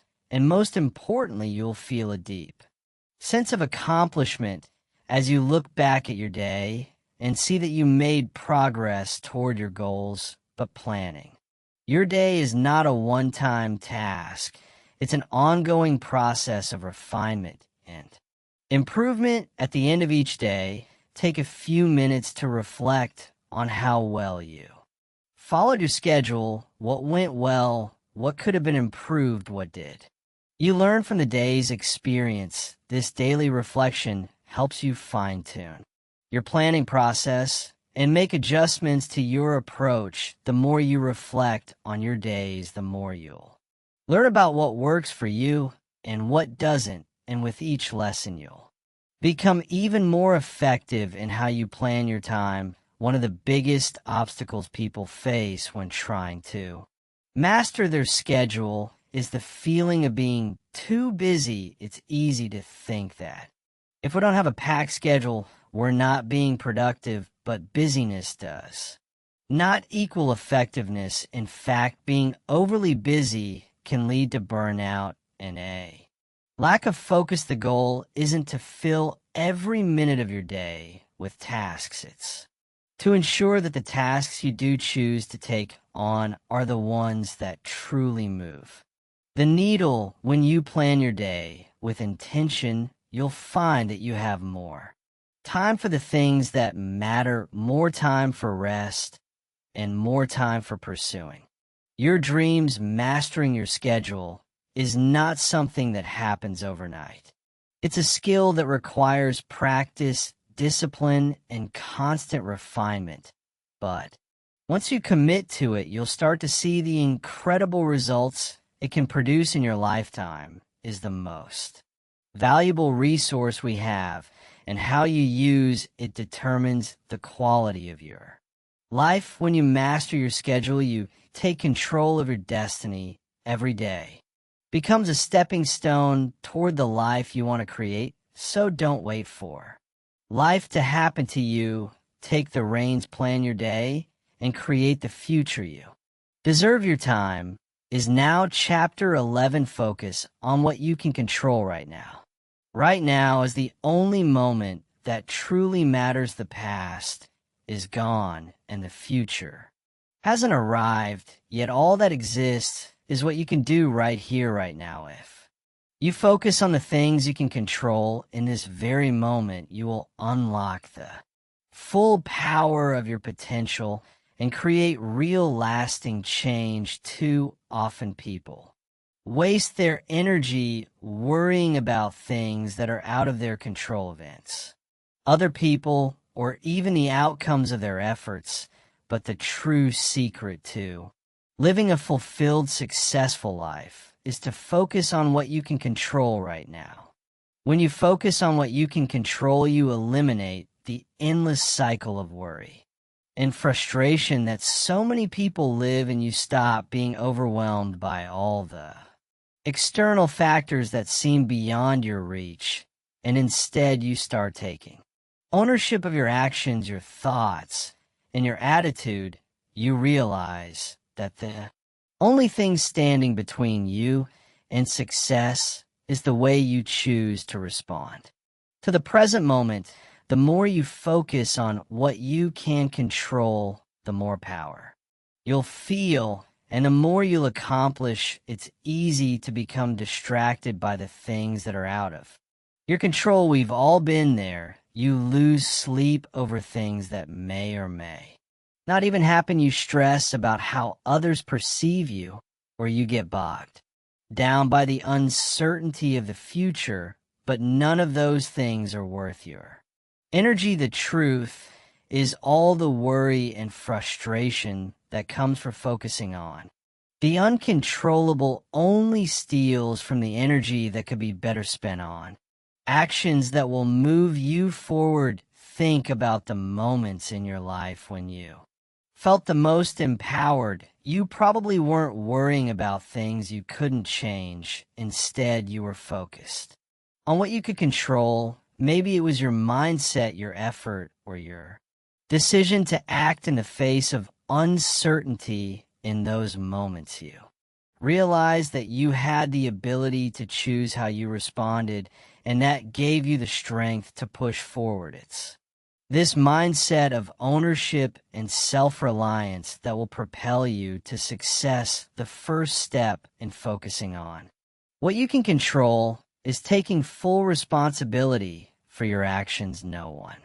else is responsible for how you respond to life. If things aren't going your way, you have the power to change your reaction. If you fail, you have the ability to learn and grow from that failure. When you stop blaming external circumstances, other people, or bad luck for your situation, you take back control of your life. You stop waiting for the world to change, and you begin taking action to change it yourself. Another key aspect of focusing on what you can control is mastering your thoughts here.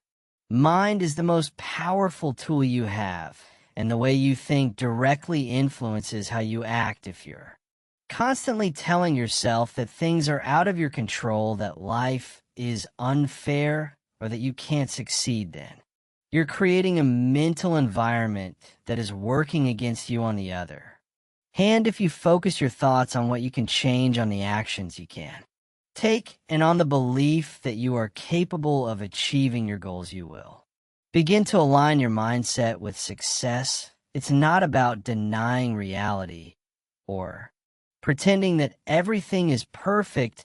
It's about choosing to focus on what you can do in the present moment to make your situation better, no matter how difficult life may seem. There's always something you can control. You can control your attitude, your effort, and your willingness to keep going. When things get tough, you can choose to act with purpose and conviction, even when the outcome is uncertain. When you do this, you stop feeling like a victim of circumstances, and instead you become the creator of your own destiny. Your actions are another powerful aspect of what you can control. You may not be able to control the outcome of every situation, but you can control how you show up. If you give your best effort in everything you do, if you stay disciplined and consistent, and if you make choices that align with your long-term goals, you will set yourself on a path of success. The results may not come immediately, but over time, your commitment to taking action will build momentum and lead to positive outcomes. Sometimes the only thing you can control in a given moment is your decision to keep going. Life will throw challenges your way, and there will be times when everything feels like it's falling apart.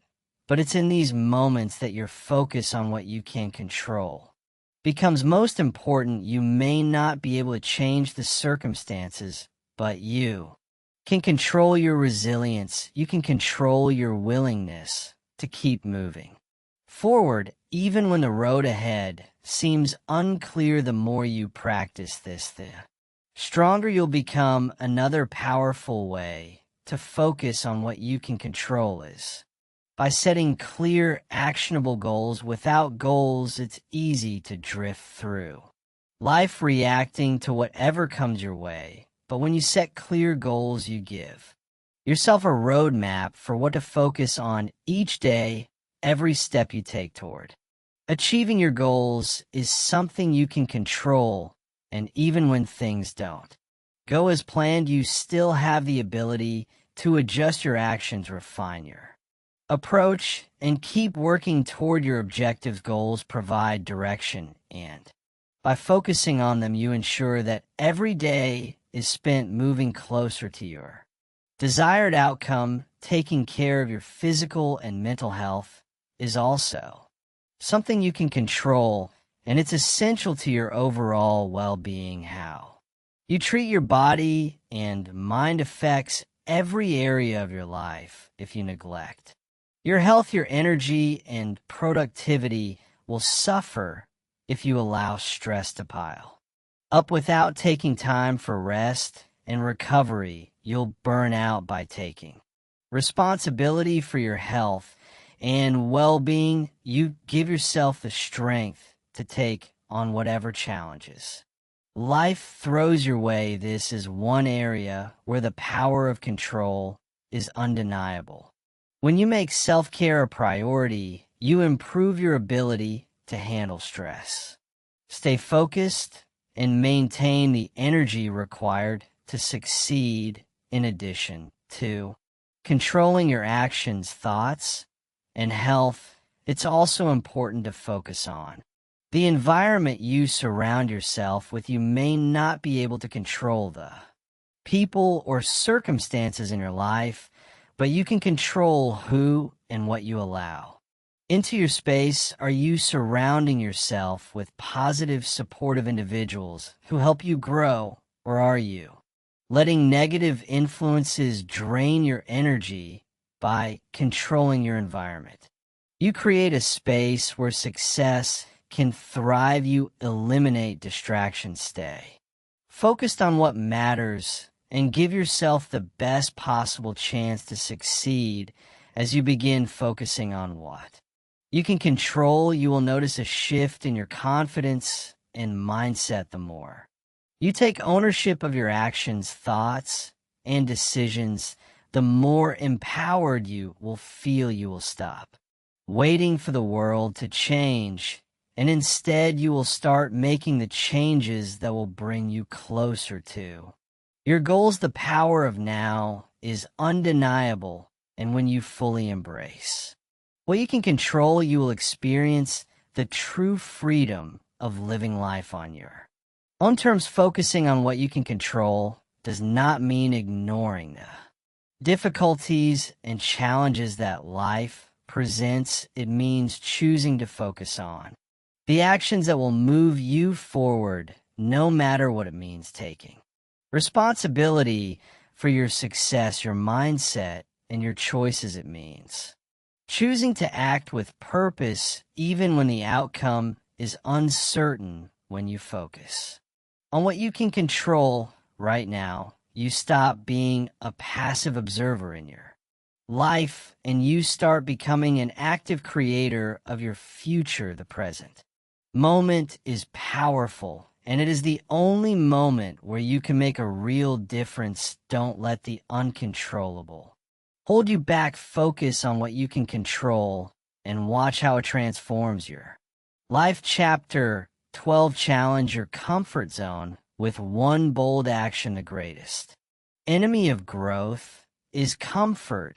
If you want to evolve, if you want to change, if you want to reach your true potential, you must break free from the confines of your comfort zone.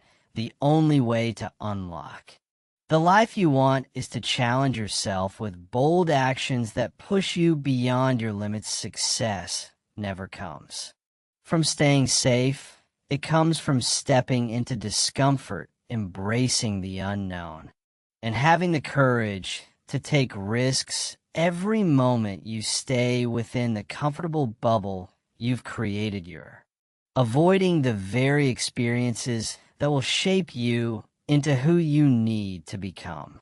It's time to challenge that comfort zone with one bold action. Taking that first bold step is terrifying. It always will be the fear of failure, the fear of judgment, the fear of the unknown. They will always be there. But here's the truth. The moment you push past those fears, you begin to transform. You stop being controlled by your limitations and start controlling the way you live. The moment you take that bold step, you enter a new phase of life where growth becomes inevitable. In the beginning, the idea of stepping out of your comfort zone may seem overwhelming. You might feel like you're not ready or that the risk is too great. You'll find countless reasons why you shouldn't take that leap, but every reason you come up with to stay in your comfort zone is just another excuse holding you back. Every excuse is another step away from the life you want to build. It's important to remember that the most significant growth doesn't happen in the familiar. It happens in the unfamiliar. It happens when you make the decision to take that bold action and put yourself in a situation where you have no choice but to rise. Think of the times in your life when you've done something that scared you. Maybe it was speaking in public for the first time, taking a new job, or trying something new. That moment when you made the decision to act despite the fear is where your greatest growth occurred. And though it felt uncomfortable in the moment, looking back, you realize that it was one of the most rewarding things you could have done. In those moments, you proved to yourself that you were capable of more than you ever thought possible. The fear that once seemed so overwhelming now feels like a distant memory, and the confidence you gain from stepping into the unknown becomes an anchor for future challenges. The beauty of taking one bold action is that it doesn't need to be some massive leap. You don't need to have everything figured out. You don't need to wait until you feel 100% ready. The key is to take a step, no matter how small, that challenges your current state. Maybe it's having a difficult conversation, starting a new project, or learning a new skill. The important thing is to push yourself to act in a way that forces you to grow. Every bold action you take brings you closer to becoming the person you've always wanted to be. Every time you step outside your comfort zone, you build resilience, you develop courage, and you prove to yourself that you can handle more than you thought you could. It's easy to stay in your comfort zone. It feels safe, it feels predictable, but staying there means you're not living to your full potential. You're not challenging yourself, you're not evolving. You're merely existing. Growth happens when you face discomfort, heat, and when you take risks, and when you push yourself to go further than you've gone before. No one ever reached greatness by staying comfortable. The people who succeed are the ones who are willing to take risks, make mistakes, and learn from those experiences. You might be thinking, but what if I fail? The answer is simple. So, what failure is not the end, it's part of the process. It's how you learn, grow, and become stronger. Every successful person has faced failure at some point. What sets them apart is not that they never failed, but that they were willing to fail, learn from their mistakes, and keep going. Failure isn't something to fear, it's a sign that you're pushing yourself beyond what's easy, and that's where the real growth happens. If you're unsure of what bold action to take, think about the one thing that scares you the most. What's the thing you've been putting off because it feels too risky, too uncomfortable, or too unknown? That's the action you need to take. The more you avoid it, the more it controls you. The more you face it, the more you take back control. It could be something as simple as signing up for a class, applying for a job you're not sure you're qualified for, or confronting a fear head on. No matter how small the step seems, it's one step closer to breaking free from your comfort zone. Every bold action you take strengthens your resolve and builds your courage. You see, growth isn't a one-time thing, it's a constant process. Every bold action you take compounds on the last. The more you challenge yourself, the more you push yourself beyond what feels comfortable, the more you evolve. The discomfort you feel in the moment fades, but the strength and the lessons you gain stay with you forever. Soon, taking bold actions will become second nature, and you'll find yourself embracing challenges instead of avoiding them. Another critical point to remember is that the world is full of opportunities, but you will only see them if you're willing to step outside your comfort zone. Opportunities don't show up when you stay in your safe space. They show up when you're brave enough to go after them. Think of all the amazing possibilities that could unfold if you dare to take one bold action today. You might find new friendships, new career opportunities, new experiences, or even new parts of yourself you never knew existed. The only way to uncover these possibilities is by stepping out of what's comfortable and diving into the unknown. Taking that first bold step doesn't have to be perfect. In fact, it's better if it isn't. Perfection doesn't lead to growth. Imperfection does. The mistakes you make along the way, the lessons you learn, and the courage you build will all be worth it. So stop waiting for the perfect moment, because it will never come. The perfect moment is. Now, the only thing standing between you and the life you want is the action you're willing to take its time to. Challenge yourself. Stop waiting for life to hand you opportunities and start creating them yourself. Step into discomfort, take risks, make bold moves. And as you do, you'll begin to see just how capable you are. The fear you feel now will soon be replaced with confidence. The doubts will fade as you take action, and with every step you'll become stronger. The growth you desire, the success you crave, and the life you've always dreamed of are waiting for you on the other side of your comfort zone. So today, take one bold action. It's the only way to unlock the next level of your life. Challenge yourself to go beyond the familiar. Challenge yourself to become someone you never thought you could be. And remember, the moment you push past your comfort zone is the moment everything changes. Chapter 13.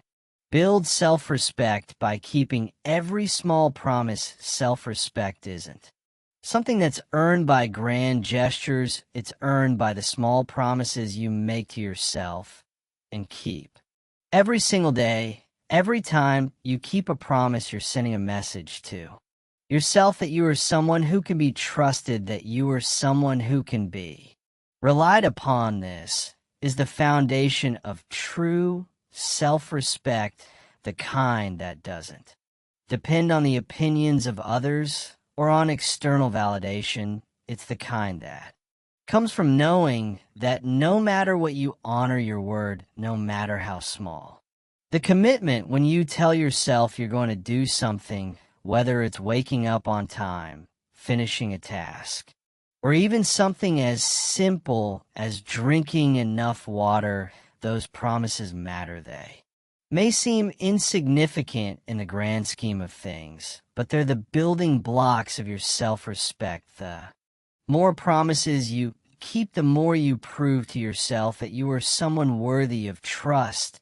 And when you build that trust with yourself, you build an unshakable foundation of confidence. It's a cycle. The more you keep your word, the more you believe in yourself, and the more your self-respect grows. Many of us have the tendency to dismiss the small promises we make. It's just one thing. We think it won't matter if I break it, but that's where we go wrong. It's the small things that matter. The little promises you make to yourself are the ones that shape your character. When you break even one small promise, you send a message to yourself that you're not reliable, that you can't trust yourself. Over time, these small breaks chip away at your self-respect until one day you realize you've lost faith in yourself. But here's the thing, it's never too late to start rebuilding. You can begin today, right now, by committing to keep your word in the small things. Start with something simple. Maybe it's setting an alarm to wake up early or committing to a healthy habit. The more you follow through, the stronger your self-respect becomes. And the stronger your self-respect, the more you'll trust yourself to take on bigger challenges. It's easy to be focused on the big promises, the life-changing goals that we set, but those big goals are only achievable if you have the foundation of self-respect built on the small promises. If you want to achieve something huge, it starts with the daily habits. It starts with showing up for yourself every day, even when you don't feel like it. It's about creating a routine that you stick to and ensuring that each promise, no matter how small, is kept. That's the key to self-respect, consistency. Think about the people you trust in your life. Why do you trust them?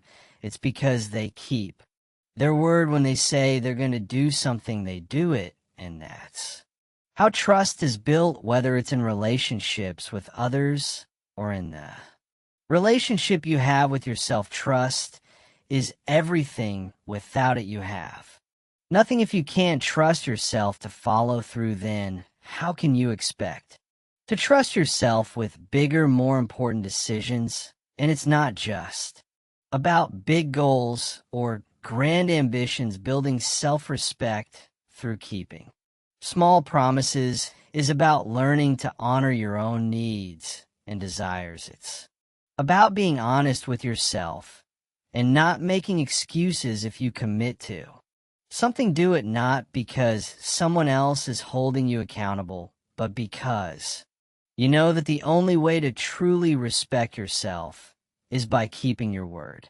A big part of self-respect is taking care of yourself. You can't respect yourself if you constantly disregard your own well-being. Keeping promises to yourself means taking care of your body, your mind, and your spirit. It means eating well, getting enough sleep, exercising, and making time for relaxation. These aren't just things you should do for your physical health. There are ways to prove to yourself that you matter when you respect your body enough to feed it properly, to rest when it's needed, and to move it regularly. You're building self-respect. These small promises may seem insignificant in isolation, but together they create a solid foundation for a life of integrity and trust in yourself. And when you break a promise to yourself, it's important to recognize that it's not the end of the road. It's not about beating yourself up or feeling like a failure. It's about understanding why you broke that promise and using that knowledge to adjust and improve. Mistakes are part of the process, but the key is not to make excuses or rationalize the break. Instead, learn from it, forgive yourself, and make sure that next time you follow through. Every time you break a promise, it's an opportunity to learn and to grow. The goal isn't perfection, it's progress building. Self-respect isn't about being perfect, it's about being consistent. The key to developing a strong, unwavering respect for yourself is not about setting unrealistic goals that you can never meet. It's about setting achievable, actionable promises that you can keep. It's about showing up, doing the work, and staying true to yourself, even when the world around you may be telling you to take shortcuts or give up. The more you honor those small commitments, the more you'll see the ripple effect in other areas of your life. Consider the impact of keeping small promises in your personal relationships. Think about how people in your life, whether they're family members, friends, or colleagues, feel when you follow through on your word. When you consistently keep your promises, you build trust and respect in your relationships. The same is true for the relationship you have with yourself.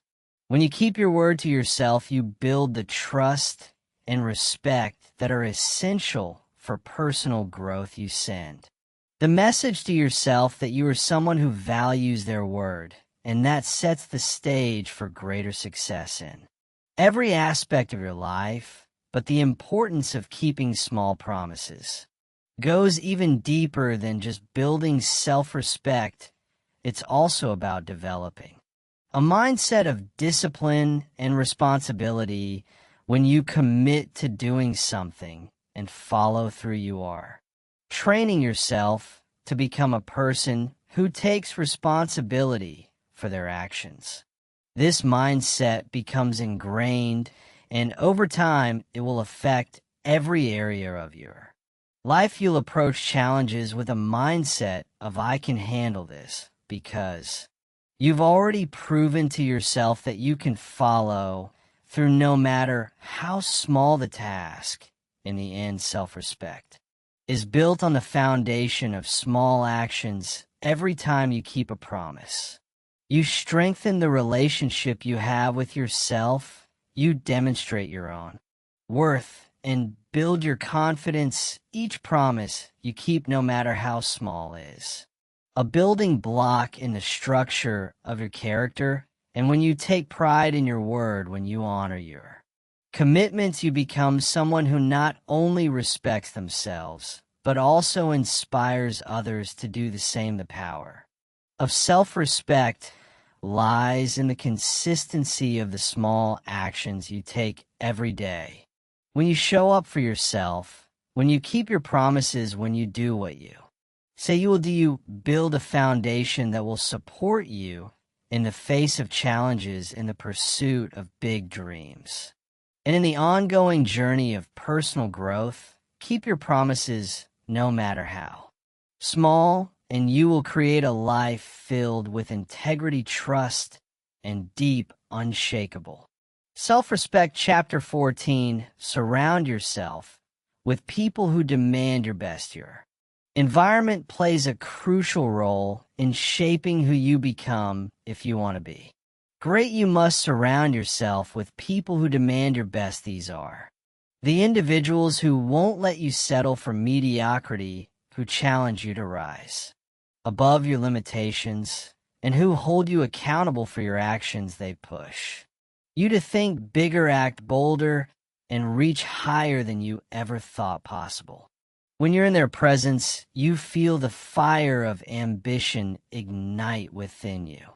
And you know that you're capable of far more than you've been giving the people you associate with directly impact your mindset, your level of effort, and ultimately your success. There is an undeniable power in being around individuals who hold high expectations, not just for themselves, but for the people they keep in their circle. These people won't let you get away with mediocrity. They won't tolerate excuses. They'll push you to get out of your comfort zone, make difficult decisions, and keep striving even when the path ahead seems uncertain. Consider the times in your life when you've been around people who believed in you more than you believed in yourself. These are the relationships that elevate you, that inspire you to grow and become a better version of yourself. You didn't just feel their belief in you, it made you believe in yourself more deeply. They held up a mirror reflecting the person you could be, not the person you were at that moment, but the person you could become if you truly committed to growth. This is the power of surrounding yourself with people who demand your best. It's not just about external expectations. It's about creating an environment where your own expectations for yourself are elevated. When you spend time with people who challenge you, who are always striving to improve, and who won't let you take shortcuts, you begin to see that settling for less is not an option. You start holding yourself to a higher standard, and this ripple effect begins to impact every area of your life, from your personal growth to your career, your health, and even your relationships. But this doesn't happen by accident. You must be intentional about the people you allow into your life. You must choose to build a circle of influence that uplifts and inspires you, that calls you to be better, that refuses to let you stay stuck in complacency. This isn't about being around people who praise you for doing the bare minimum. It's about being around people who see your potential, who see what you're capable of, and who push you to go after it relentlessly. Too often people settle for relationships that don't challenge them. They surround themselves with others who are comfortable with mediocrity, who have no interest in pushing the boundaries or striving for greatness. These kinds of relationships can be comforting, but they're also limiting if you're constantly around people who are content with average. You'll start to think that average is enough for you too, but greatness is never achieved by staying comfortable. Greatness demands discomfort. It demands sacrifice, and it demands that you continually raise the bar on what's possible. The people you choose to be around should be people who inspire you to take action, to break free from your self-imposed limits, and to take bold steps toward your dreams. They should make you feel uncomfortable in the best way possible when you're around them. You should feel like you're not living up to your full potential, like there's more within you waiting to be unlocked, and this should hold you accountable for making that happen. This doesn't mean you need to surround yourself with people who are constantly criticizing you or putting you down. That's not the kind of demand I'm talking about. The demand I'm referring to is the kind that pushes you with love, with belief, and with an unwavering commitment to your success. The people who demand your best don't settle for your excuses. They don't let you play small, but they also believe in your ability to rise. They believe in your potential, and they'll be right there with you every step of the way, offering support, encouragement, and guidance when needed. Think about the people who challenge you to do your best. These are the people who refuse to let you stay stagnant. They refuse to let you remain the same. They're always striving for more and asking you to do the same. And when you're around them, you start to see the gap between where you are and where you could be. You start to realize that you've been playing small, and you feel a burning desire to step up and show the world what you're truly capable of. But remember, these people won't always make you feel comfortable. In fact, their presence can sometimes feel like a wake-up call. They won't tolerate your procrastination, your excuses, or your fears. They will hold you to a standard that you might not even hold for yourself. Yet they'll see your potential before you do, and they'll push you to see it too. At first, it may feel uncomfortable, but in the end, you'll realize that this discomfort is what pushes you to become the person you were meant to be. However, there's one important thing to remember. You must be willing to be held to a higher standard. If you're not ready to step up, if you're not prepared to challenge yourself, then these kinds of relationships will not be productive for you. You must be willing to face the truth about where you're falling short and take action to improve. You must be willing to make sacrifices, to let go of old habits, and to push through the resistance that comes when you strive for something greater. The people who demand your best will show you that this kind of growth is possible, but it will require effort, courage, and determination on your part. As you begin to surround yourself with people who demand your best, you'll also notice something else. You'll start demanding more from yourself. You won't settle for the status quo anymore. You'll become more disciplined, more focused, and more committed to taking action toward your goals. You'll start to see the value in putting in the hard work. Even when it's not easy, you'll see that the small, consistent actions you take each day add up to something far greater than you ever imagined. And remember, this isn't just about success in a professional sense. It's about becoming the best version of yourself in all areas of life.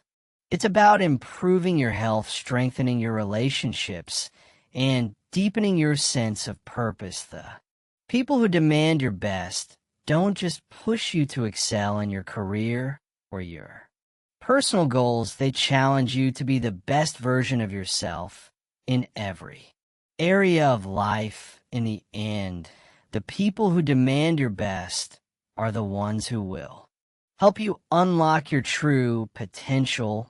They will push you beyond your limits, inspire you to reach higher, and support you as you achieve greatness. Surround yourself with people who challenge you, who expect more from you, and who will never let you Settle for anything less than your best, and in return you'll see just how much more you're capable of achieving the best version of yourself is waiting on the other side of that challenge, and the people who demand your best are the ones who will help you find it. Chapter 15. Train your mind to stay calm under pressure when everything is on the line. When the pressure is mounting and when the world feels like it's spinning out of control, that's when you're true. Strength is revealed. The ability to stay calm under pressure is the mark of someone who is in full control of their mind. It's not a skill that comes naturally to most, but it's a skill that can be learned, honed, and mastered over time. The most successful individuals, those who seem unshaken by life's challenges, have one thing in common. They know how to remain calm when the storm is raging. They've trained their minds to handle the pressure, to stay focused, and to make clear decisions even in the most chaotic of situations. Pressure is an inevitable part of life. It's something we all face at one point or another, whether it's the pressure of a big decision, a high-stakes moment in your career, a personal crisis, or a challenging situation with no clear answer. Pressure will come. The question is, how will you respond when it does? Will you crumble, overwhelmed by fear and doubt, or will you rise steady and composed, capable of navigating even the most intense circumstances? The ability to stay calm under pressure isn't a trait reserved for a select few. It's a skill that anyone can develop regardless of background, experience, or personality. The key is training your mind. Your thoughts shape your reality. And if you allow fear, stress, or panic to take over your thoughts, when pressure hits, you will lose control of the situation. But if you train your mind to remain calm, focused, and centered, you can take command of any situation, no matter how intense. It becomes the first step in training your mind to stay calm under pressure is to develop awareness of your mental state. You cannot control something you're not aware of. So when pressure begins to mount, you must first notice how your mind begins to react. Do your thoughts become erratic? Does anxiety creep in? Are you consumed by worry about what could go wrong? This awareness is the first line of defense. Once you're aware of the negative patterns your mind is falling into, you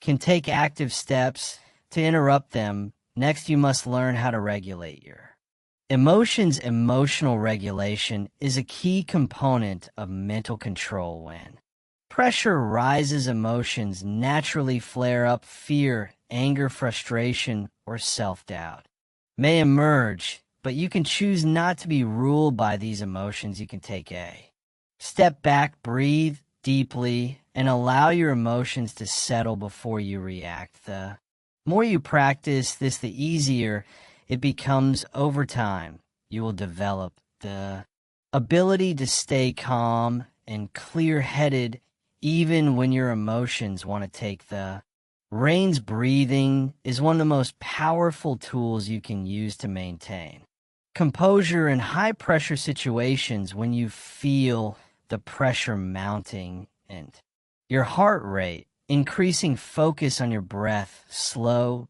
deep breaths signal to your nervous system that you are safe, which helps to reduce the physiological effects of stress.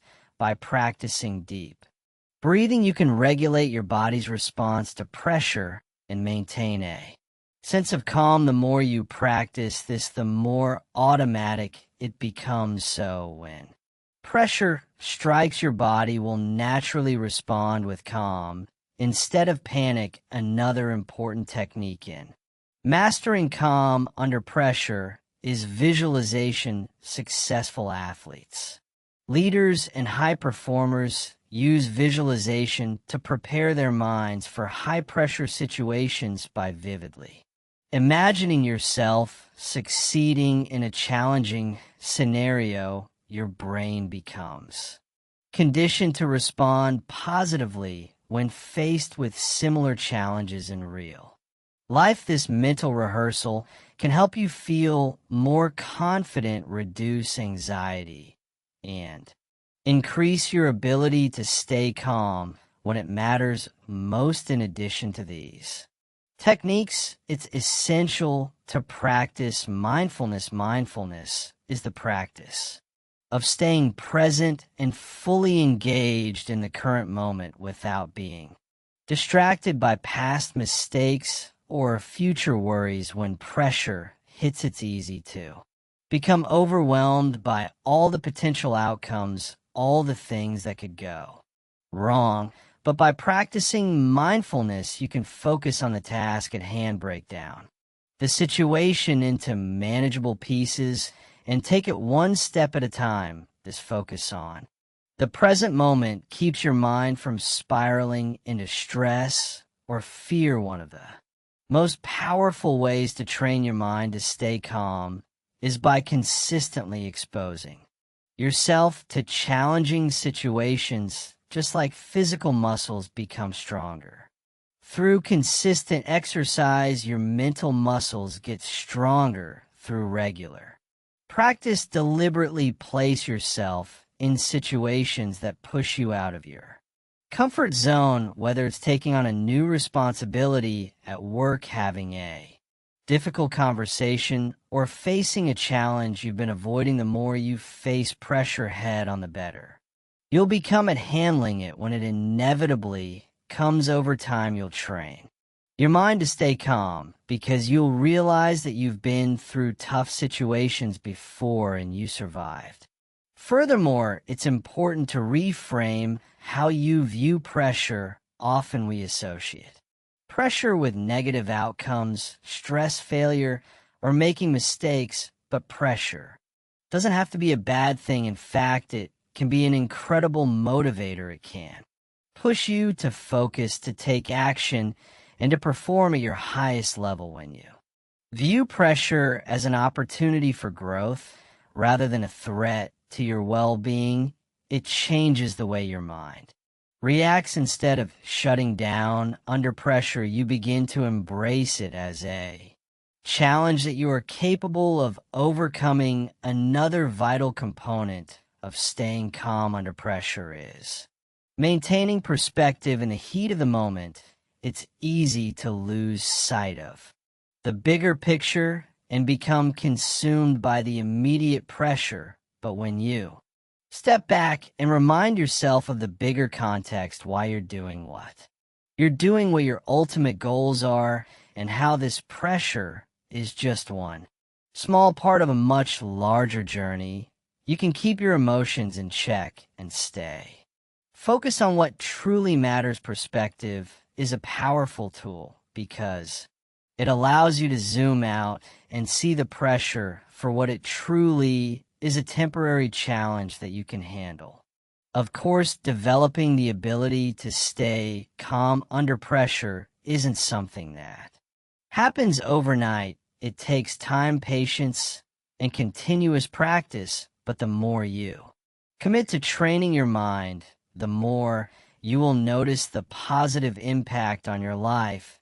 You'll become more resilient, more capable of handling stress, and more equipped to make clear, rational decisions in the face of pressure. In addition, you'll find that the more you practice staying calm under pressure, the less you're affected by external circumstances, external pressures, whether they're from work, relationships, or other people, will no longer dictate your mental state. Instead, you'll become the calm in the storm. No matter what chaos surrounds you, you'll remain centered and in control of your reactions. This is the power of mental mastery. This is what happens when you train your mind to stay calm under pressure. Ultimately, the true test of your strength is not how you perform when things are easy, but how you react when the pressure is on. The ability to stay calm under pressure is a skill that will serve you in every area of your life. It will allow you to navigate challenges with grace, make better decisions under stress, and emerge from tough situations stronger and more confident. So start training your mind. Today, use the tools at your disposal: breathing, visualization, mindfulness, and perspective, and step into the storm with the knowledge that you can remain calm. No matter what happens. Chapter 16, take full ownership of your choices and results. Your life, your choices, and your results. You are the author of your own story, and every chapter is shaped by the decisions you make, whether they are big or small, momentous or seemingly insignificant. Each choice is a thread that weaves the tapestry of your life. It's time to stop blaming circumstances.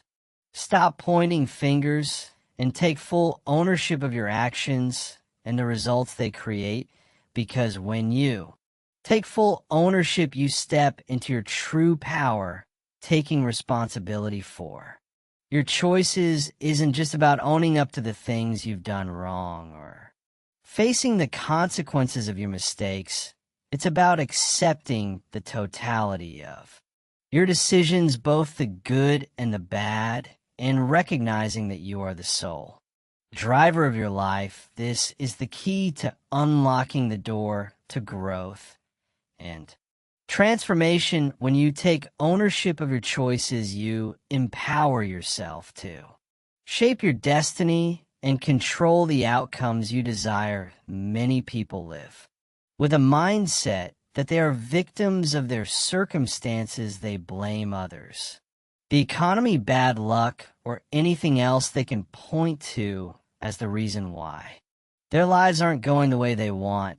But here's the truth: life does not happen to you. It happens because of you. Every result in your life is a reflection of the choices you've made, and the sooner you acknowledge that, the sooner you can begin to change your results. Taking full ownership means looking at your life honestly and without excuses. It means acknowledging the things you've done right, the things you've done wrong, and the choices you made that led to where you're now. It's not about self-criticism or shame, but about radical self-awareness and acceptance. When you understand that every choice you've made, whether it led to success or failure, was yours to make, you take the power back from external factors and place it firmly in your hands. The first step in taking ownership of your life is to stop making excuses. It's easy to justify why things didn't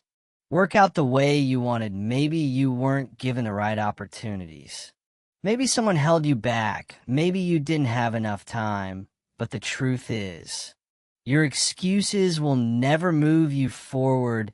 They will only keep you stuck in a cycle of blame and inaction. The moment you stop blaming and start accepting responsibility for where you are, you step into a position of power. When you stop excusing your behavior or your results, you shift from a victim mindset to a mindset of responsibility and accountability. You understand that you have the ability to create the outcomes you desire, no matter what the circumstances are. Taking ownership means taking responsibility for your decisions, your actions, and the consequences that follow. It's easy to look at the external factors and say this happened because of them, or I couldn't help it. But what you really need to ask is, what part did I play in this? What choices did I make that contributed to where I am now? The next step in taking full ownership of your choices and results is to let go of the need for approval from others. When we live our lives seeking validation or approval from others, we give them control over our decisions we become, dependent on their opinions and judgments to determine our worth and the choices we make.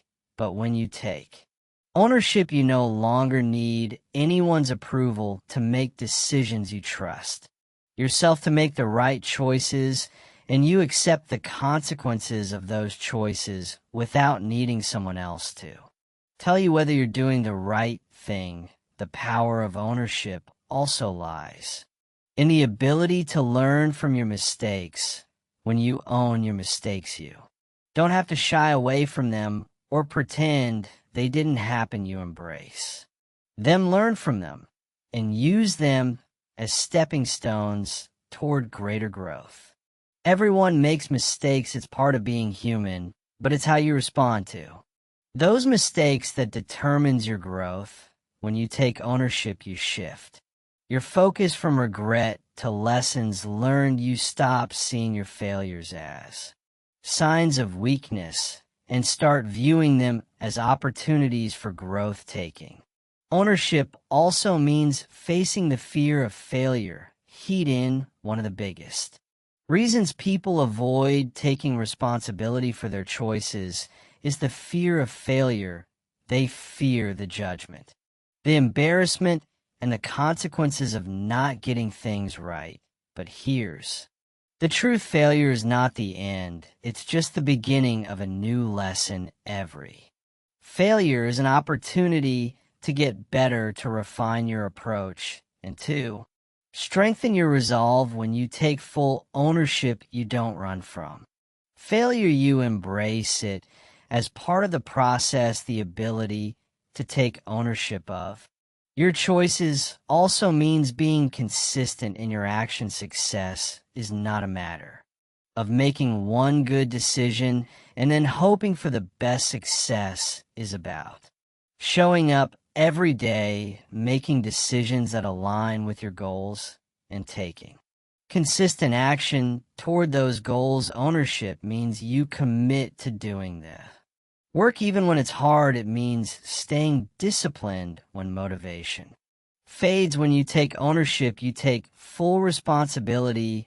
for maintaining the habits and behaviors that will lead you to success, no matter how difficult the journey may seem. Moreover, true ownership goes beyond just personal actions. It extends to your environment. Who you surround yourself with has a massive impact on your choices and your results. When you take ownership of your life, you take ownership of your relationships. Too, you recognize that the people you spend time with influence your mindset and decisions you take responsibility for.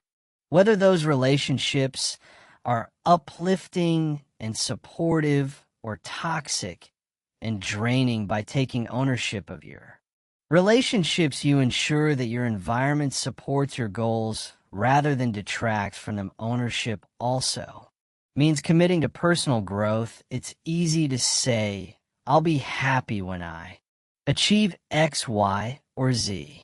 But the truth is that growth doesn't happen overnight. It happens when you commit to learning, evolving, and improving on a daily basis. The results you see in your life are a direct reflection of your commitment to growth. If you're not satisfied with the results you're seeing, it's time to take a hard look at your level of commitment. Are you truly doing everything you can to grow, to learn, and to develop yourself? Are you putting in the work necessary to achieve your goals, or are you expecting someone else to do it for you? The more you own your choices and your results, the more control you have over your life. No one can take that away from you. External circumstances can change, but your ability to respond to them is always within your control. When you take ownership, you move from a place of helplessness to a place of power. You stop waiting for things to happen to you and start making things happen for you.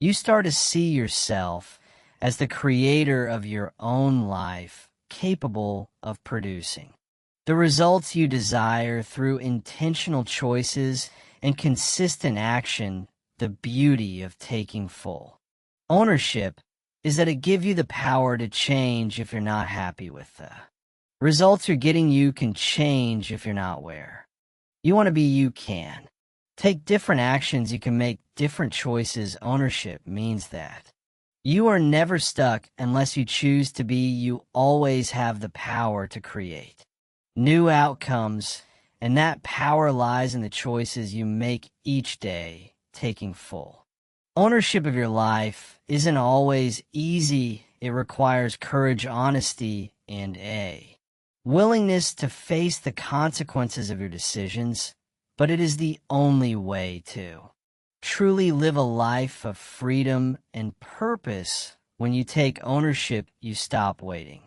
for things to change and start making the changes yourself. You stop being a passive participant in your life and become an active creator. This is where true power lies, in the decisions you make and the results you create. Take full ownership of your choices, and you'll unlock a level of freedom, success, and growth that you never thought possible. Chapter 17. Fuel your growth by reading and applying wisdom. The key to unlocking your true potential is hidden in the pages of a book. Wisdom, like fuel to a fire, has the power to accelerate your growth, illuminate your path, and transform your life. The most successful people in history have one thing in common: they never stop learning. They understand that the acquisition of wisdom is not a one-time event, but a lifelong journey that fuels their continued evolution. It's time to unlock that same power for yourself. If you want to grow, you must feed your mind the right kind of fuel. Books, articles, speeches, and ideas from the great thinkers of the world provide the nourishment that your mind needs to expand. Knowledge is the building block of progress, and without it you remain stagnant, unable to break free from the limitations that hold you back.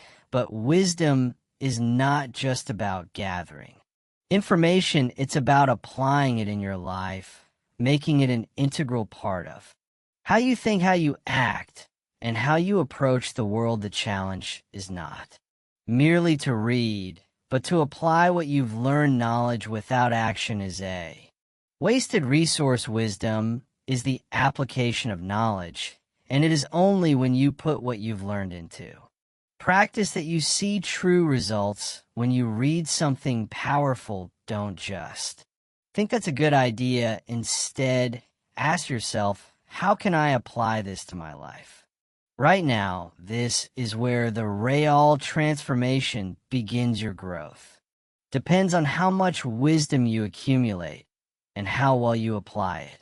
Imagine if you dedicated just 1 hour a day to reading and applying the lessons you find in books. That's 365 hours a year, over 15 full days of learning and putting wisdom into practice. Over time, the impact of this commitment will be immense. You will outgrow your old self, and you will start to see progress in every area of your life. Your mindset will shift, your decisions will improve, and your results will multiply.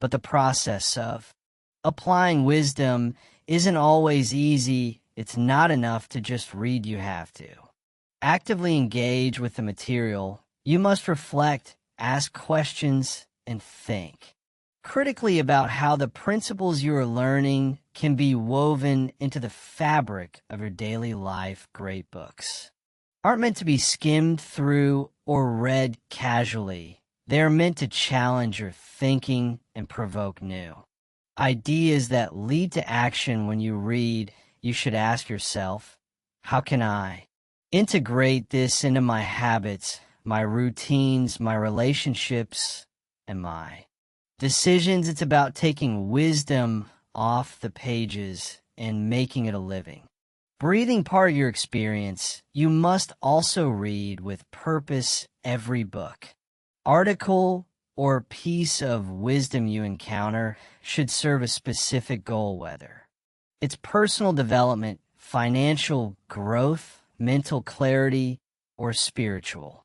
Enlightenment, choose material that directly contributes to where you want to go. Randomly reading without a clear focus can lead to confusion, but intentional reading directed toward your goals accelerates your growth and sharpens your focus. It's not the quantity of books you read that matters, it's the quality of the information and your commitment to using it in your life. Another important aspect of reading for growth is consistency. Knowledge compounds over time. The more you read, the more connections you'll make between the ideas and strategies you come across.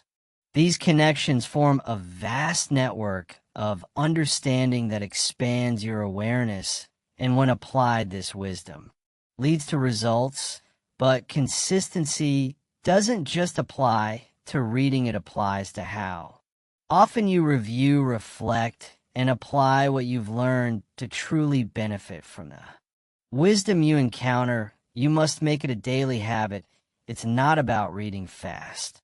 It's about reading intentionally, comprehending deeply, and applying relentlessly. One of the most powerful ways to fuel your growth is to read from the great minds who have come before you. Their experiences, struggles, and triumphs offer valuable lessons that transcend time and context. The principles that guided the likes of Marcus Aurelius Benjamin Franklin, Thomas Edison, and other visionaries are just as relevant today as they were in their time. They weren't just knowledgeable, they applied their wisdom in ways that changed the world.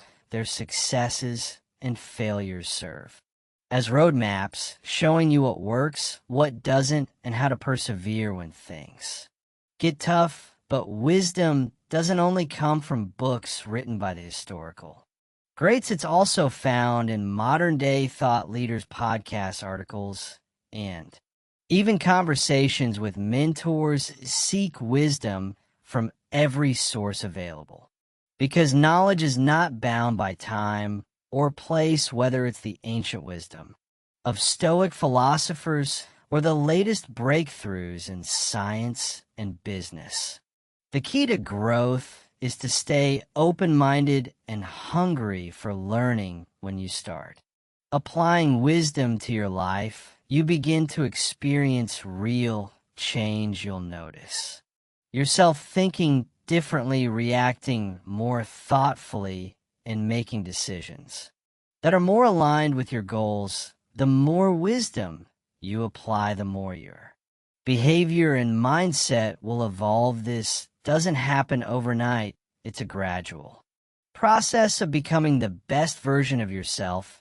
You might not see the results immediately, but over time, they will compound. You'll begin to outgrow your old habits and limitations, and you'll create a new standard for who you are and what you're capable of. Another powerful aspect of reading and applying wisdom is that it can help you develop a sense of clarity and direction. When you read and reflect on the insights of others, you gain new perspectives that can help you navigate life's challenges with greater confidence. Whether you're facing difficult decisions, dealing with setbacks, or striving to achieve your goals, the wisdom you've gained through reading will help you stay focused on what truly matters. It will serve as a compass that guides you through uncertainty, helping you make decisions that align with your long-term vision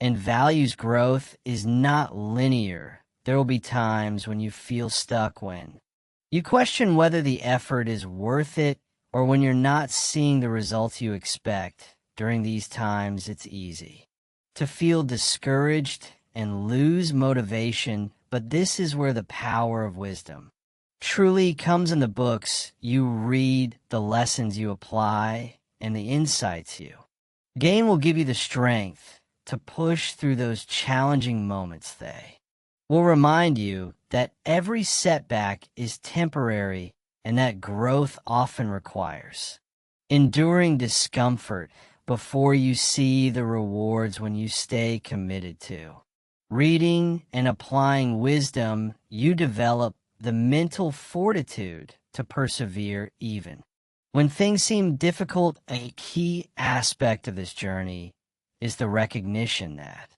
wisdom is not just about accumulating knowledge, it's about creating habits and systems that reinforce your learning. Reading is the first step, but the next step is taking action. What you do with what you read matters far more than the volume of information you consume. Each time you read, ask yourself how you can take immediate action based on what you've learned, whether it's a small change in your mindset, a shift in your daily habits, or a new way of approaching a challenge. Every action you take based on wisdom moves you closer to your ultimate potential. Reading and applying wisdom is a lifelong commitment to growth.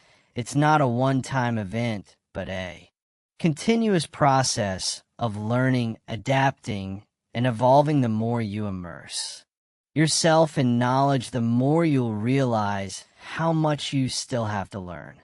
But that's the beauty of the journey. It's never finished. Each new book, each new lesson, and each new application brings you closer to the person you were always meant to be. If you want to fuel your growth, you must commit to reading and applying wisdom. Consistently seek out the lessons that will help you grow and make them a part of your daily life. This is how you transform knowledge into power, how you turn wisdom into action, and how you build the life you desire.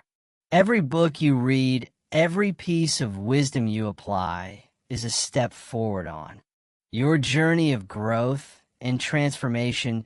Keep reading, keep applying, keep growing. Your best self is waiting on the other side. Chapter 18. Speak to yourself with power, not self-doubt. You are the architect of your own destiny, and the language you use with yourself shapes every aspect of your life. The words you speak to yourself determine the direction of your thoughts, actions, and ultimately your results. You are constantly communicating with yourself, and the tone of that inner dialogue can either elevate you or hold you back. The question is, are you speaking to yourself with power, or are you allowing self-doubt to dictate your future? When you speak to yourself with power, you give yourself the confidence and drive to face challenges head in. You create a mindset that is unstoppable,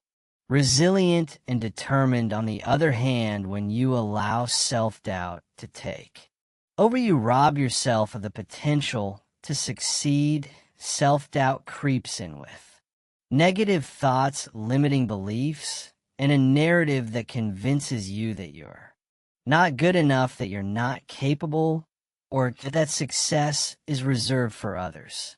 This is a lie. The truth is that you are more than capable of achieving greatness.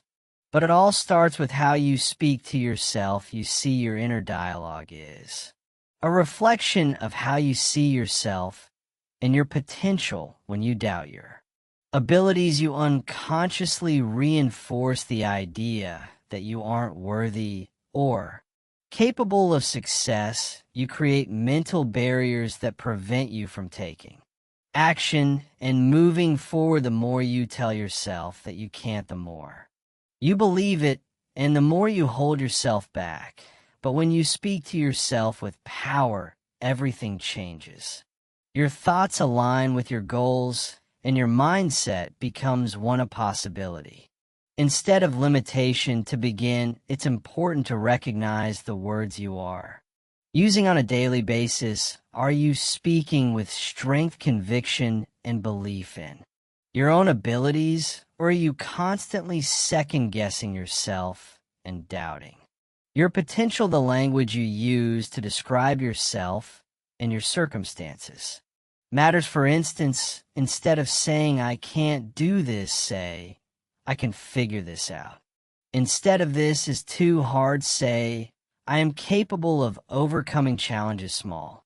Shifts in the way you speak to yourself can create powerful shifts in your mindset. The power of positive self-talk lies in its ability to reframe your perspective. When you speak with power, you replace self-doubt with confidence.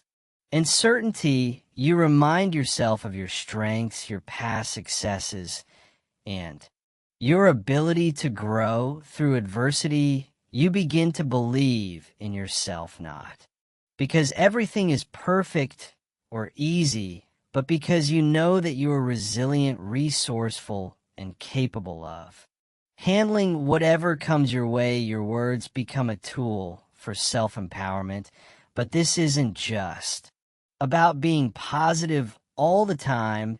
It's about speaking to yourself with truth and authenticity. Speaking with power means acknowledging your challenges and setbacks, but it also means choosing to respond to those obstacles with a mindset of growth. It's about taking responsibility for your thoughts, actions, and results rather than falling into the trap of self-pity or blame. When you speak with power, you don't shy away from difficult situations. You face them with determination and confidence, knowing that you have the inner strength to overcome them. One of the most powerful tools you have at your disposal is the ability to reframe your negative thoughts when self-doubt arises.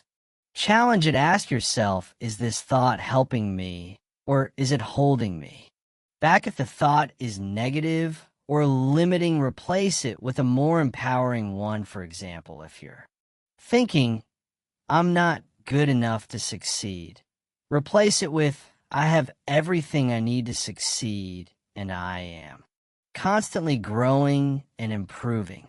Reframing your thoughts in this way shifts your mindset from one of limitation to one of possibility. Another important aspect of speaking with power is embracing your strengths and owning your abilities. Many people struggle with imposter syndrome, feeling like they don't deserve success or that they're not as capable as others. But this is a lie. You tell yourself you have unique gifts, talents, and experiences that have shaped who you are, and these qualities make you more than capable of achieving your goals. Speak to yourself with pride and confidence in your abilities. Remind yourself of your accomplishments and acknowledge the progress you've made. Every step forward, no matter how small, is a testament to your power and resilience. When you speak to yourself with power, you also build a mindset that is focused on solutions, not problems. Instead of dwelling on obstacles or setbacks, you train your mind to seek out opportunities and solutions. This shift in mindset transforms challenges into stepping stones, and you begin to see every difficulty as an opportunity for growth. When you face a setback, rather than saying, I can't do this, you say, what can I learn from this? How can I move forward? This kind of thinking empowers you to take control of your circumstances and find ways to succeed, no matter what the truth is that your inner dialogue has a direct impact on your external results. When you speak to yourself with power, you create an energy that propels you forward. You attract opportunities, people, and situations that align with your mindset of possibility. On the other hand, when you speak to yourself with self-doubt, you create an energy that holds you back. The universe responds to your thoughts and beliefs. And when you believe in your own power, the world begins to respond accordingly. It's also important to recognize that the language you use with yourself sets the tone for how you approach life's challenges. If you constantly speak to yourself in a negative or self-critical way, you're training your brain to focus on limitations rather than possibilities. This makes it harder to take action, stay motivated, and push through difficulties. However, when you speak to yourself with power and self-belief, you create an internal environment that fosters growth, resilience, and success. The language of power is rooted in self-compassion, self-love, and self-respect. It's about recognizing that you are worthy of success and happiness, and that your mistakes and failures do not define you.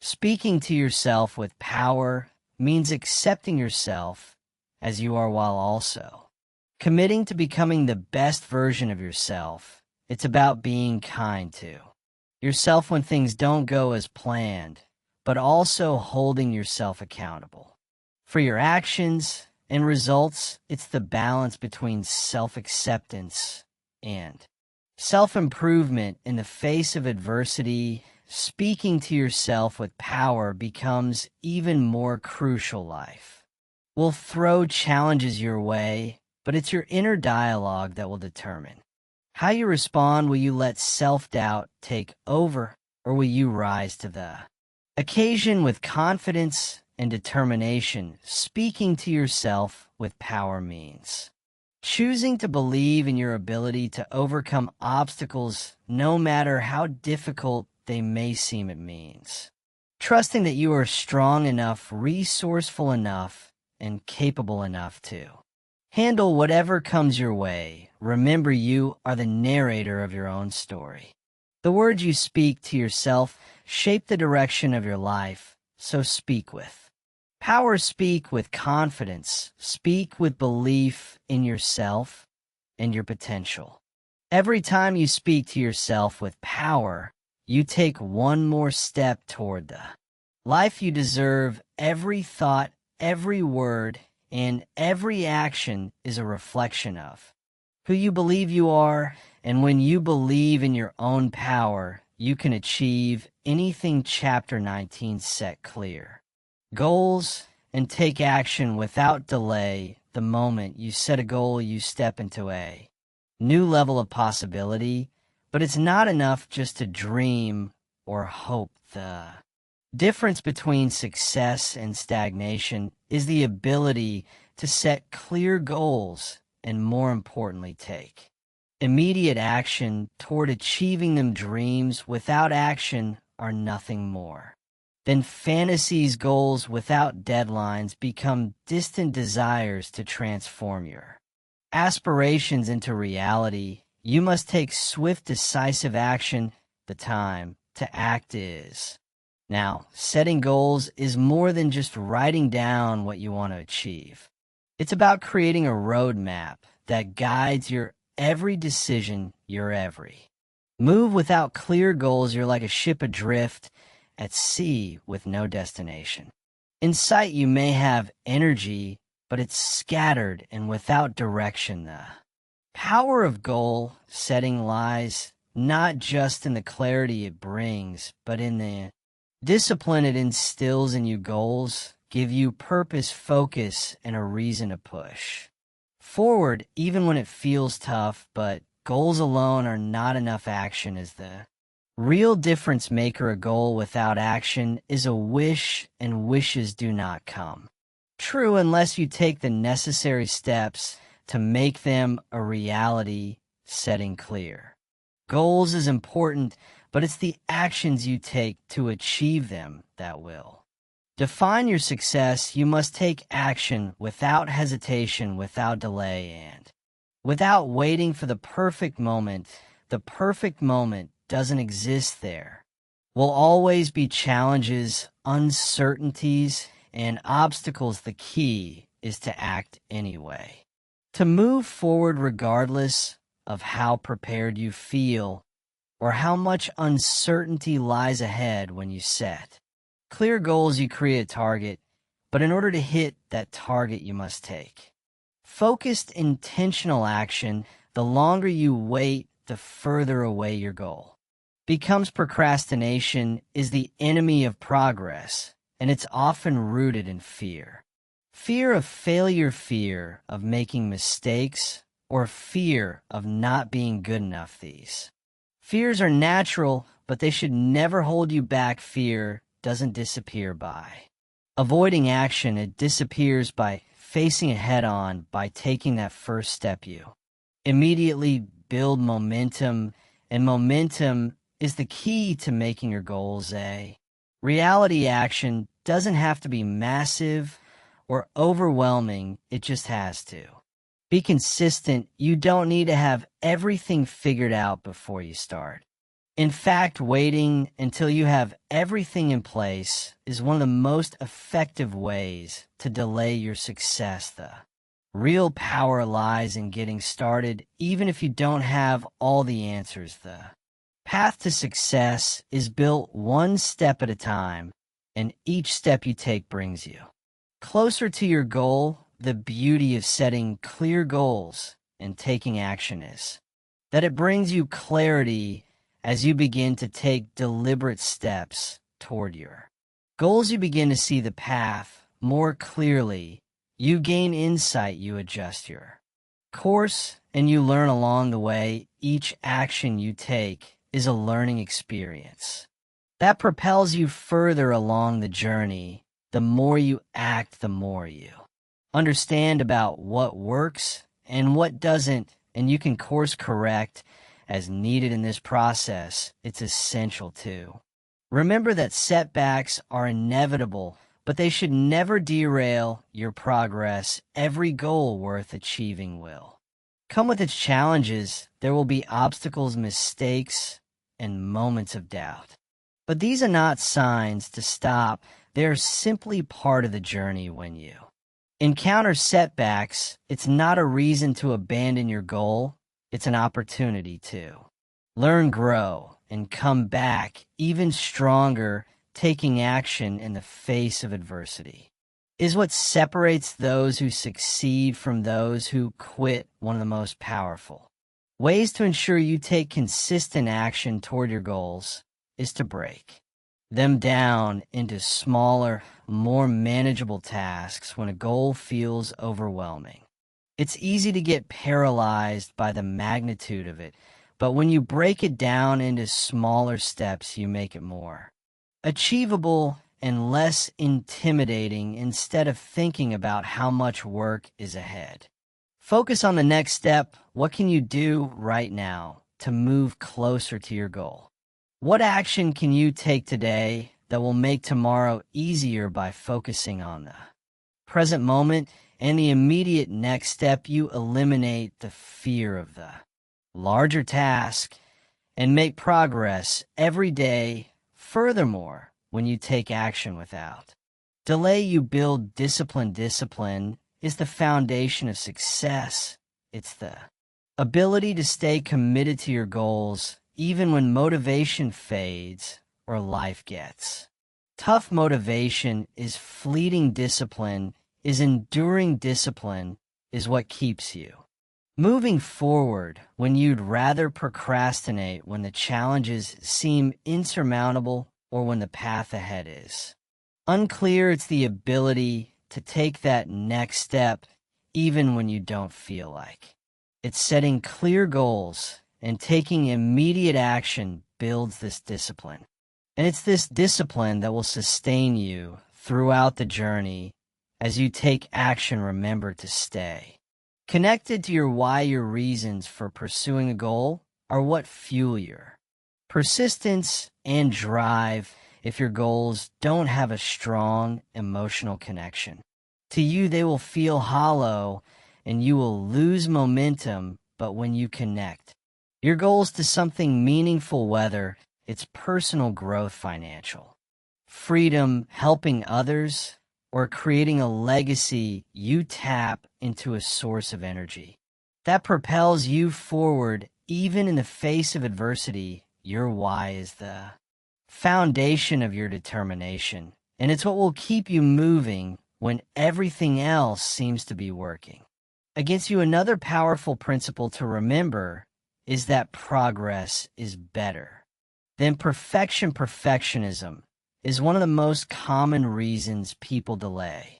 Action, they wait until everything is perfect before they begin, but perfection is an illusion. There will never be a perfect time or perfect conditions to start. You must be willing to start imperfectly, take action now, even if it's not perfect. Progress is built on action, and action leads to growth. The more you act, the closer you get to refining your approach, improving your skills, and ultimately achieving your goals. Don't let perfectionism keep you stuck in a cycle of inaction. The only perfect action is the action you take today. At the heart of setting goals and taking action without delay is a commitment to self-accountability. You must hold yourself responsible for your progress. No one else is going to make your dreams a reality.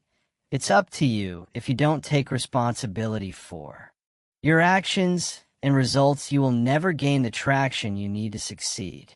Take ownership of your goals and your journey. When you do, you take back the power to shape your life, and you become unstoppable. So set clear goals, take immediate action, and keep moving forward.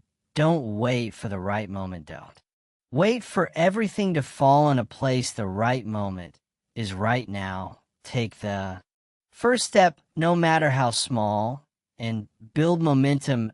Every day you are capable of achieving everything you desire, but it will only happen when you commit to action without delay. The journey to success begins with a single decision to take action today. Chapter 20. Reflect each night to learn and improve tomorrow. The difference between success and failure is often found in the quiet moments, the moments when you reflect, analyze, and learn. When the day is done, it's easy to let everything slip away without taking a moment to reflect on what you've done, where you've been, and how you've moved toward your goals. But it's in those quiet reflections that you truly set yourself up for success tomorrow. The simple habit of nightly reflection is one of the most powerful tools for continuous growth and improvement. It's in this moment that you unlock the potential to learn from today's actions and make tomorrow even better. Reflection is the key to unlocking hidden lessons. Each day is a collection of moments, each with its own set of experiences. Some moments are successful and others are less than ideal, but without reflection you miss the opportunity to learn from them. You miss the chance to understand what worked, what didn't, and most importantly, why. Reflection gives you clarity. It allows you to distill the chaos of the day into actionable insights. Every challenge you face, every mistake you make, every success you experience carries with it a lesson. When you take the time to reflect, you extract these lessons, and that's when you start building real growth. The beauty of reflection is that it doesn't require any complicated tools or a special environment. You don't need a lengthy journal or a quiet room to do this. All you need is a few minutes of honest, undistracted thought. Ask yourself, what did I do well today? What could I have done better? What lessons can I learn from today's actions? What changes do I need to make for tomorrow?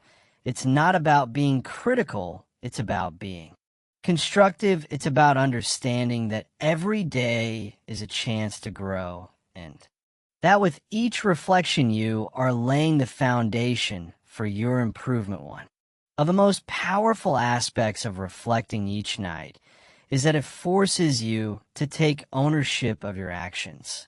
Instead of blaming circumstances, other people, or external factors reflection.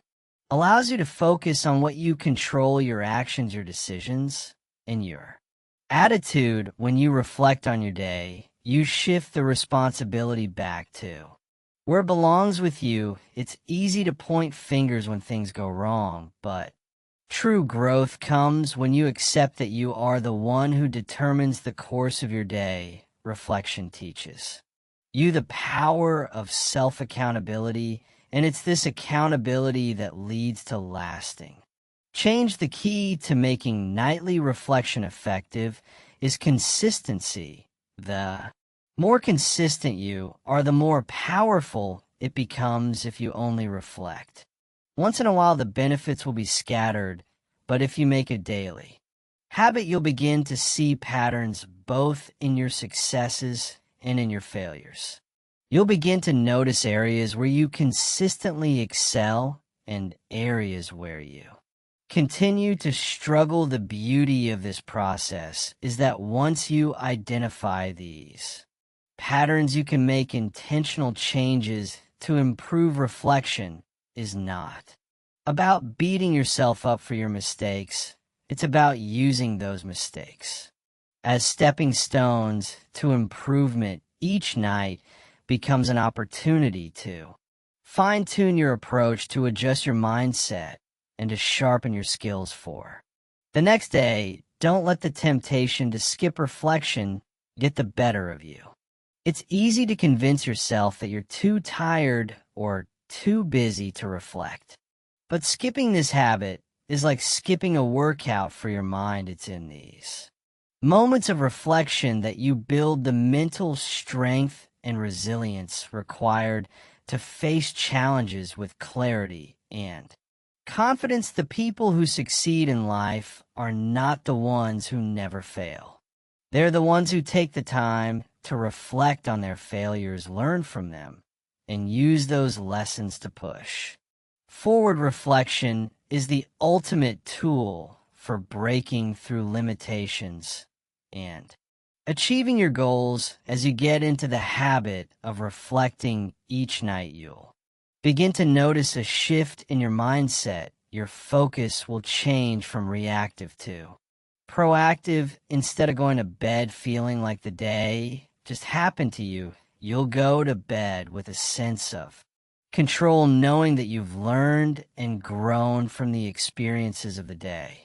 You'll start to approach each new day with intention, because you'll know exactly what needs to be done to keep moving forward. You'll also become more patient with yourself, understanding that growth is a process, and that every step you take, no matter how small, is a step toward improvement. But reflection isn't just about analyzing what happened. It's about planning for the future. When you reflect, you gain clarity on your next steps. What do you need to do tomorrow to keep moving forward? What new strategies can you implement? What mindset shifts do you need to make every night? As you reflect, you're not just learning from the past, you're also preparing for the future. You're setting yourself up for a better tomorrow by taking action today.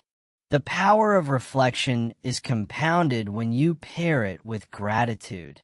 As you reflect, take a moment to recognize the things you're grateful for. Gratitude shifts your focus from what went wrong to what went right, from scarcity to abundance. It's easy to get bogged down by mistakes and setbacks, but gratitude allows you to stay grounded and appreciative of the progress you've made, no matter how small. When you reflect with gratitude, you create a mindset that is focused on growth, opportunity, and possibility. You'll find that as you make reflection a regular practice, you'll begin to notice an increase in your self-awareness. Reflection helps you understand not just what you did, but also why you did it. It reveals the motivations behind your actions, your emotional responses, and the thought patterns that influence your decisions.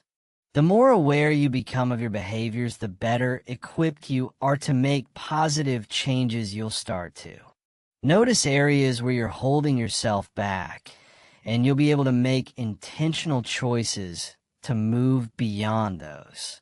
Limitations, another aspect of nightly reflection, is that it helps you stay connected to your goals. As you reflect on your actions, each day you're reminded of the bigger picture. You're reminded of why you're putting in the work, why you're striving to improve. In the hustle and bustle of daily life, it's easy to lose sight of your long-term vision, but reflection brings you back to center it, helps you stay aligned with your purpose, ensuring that each step you take is moving you closer to your goals. This process of reflection isn't just valuable for personal growth, it's also essential for building emotional resilience. Life will throw challenges at you, and it's not always easy to navigate those tough moments, but by reflecting on your responses to adversity, you'll learn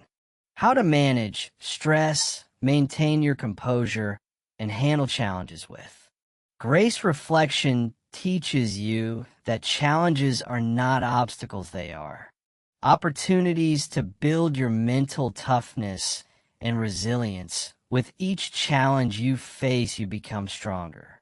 And with each night of reflection, you become wiser over time.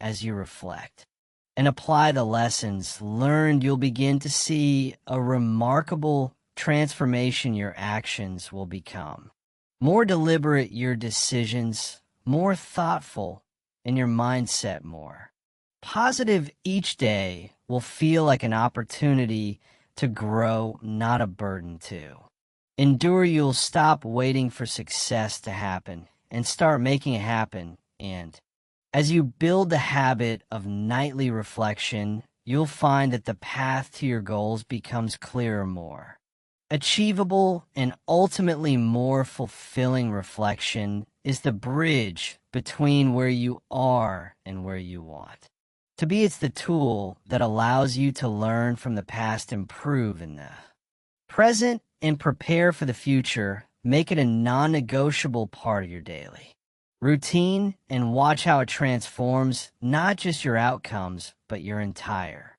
mindset. The path to success isn't always easy, but with nightly reflection, you can take control of your journey, learn from every experience, and improve day by day.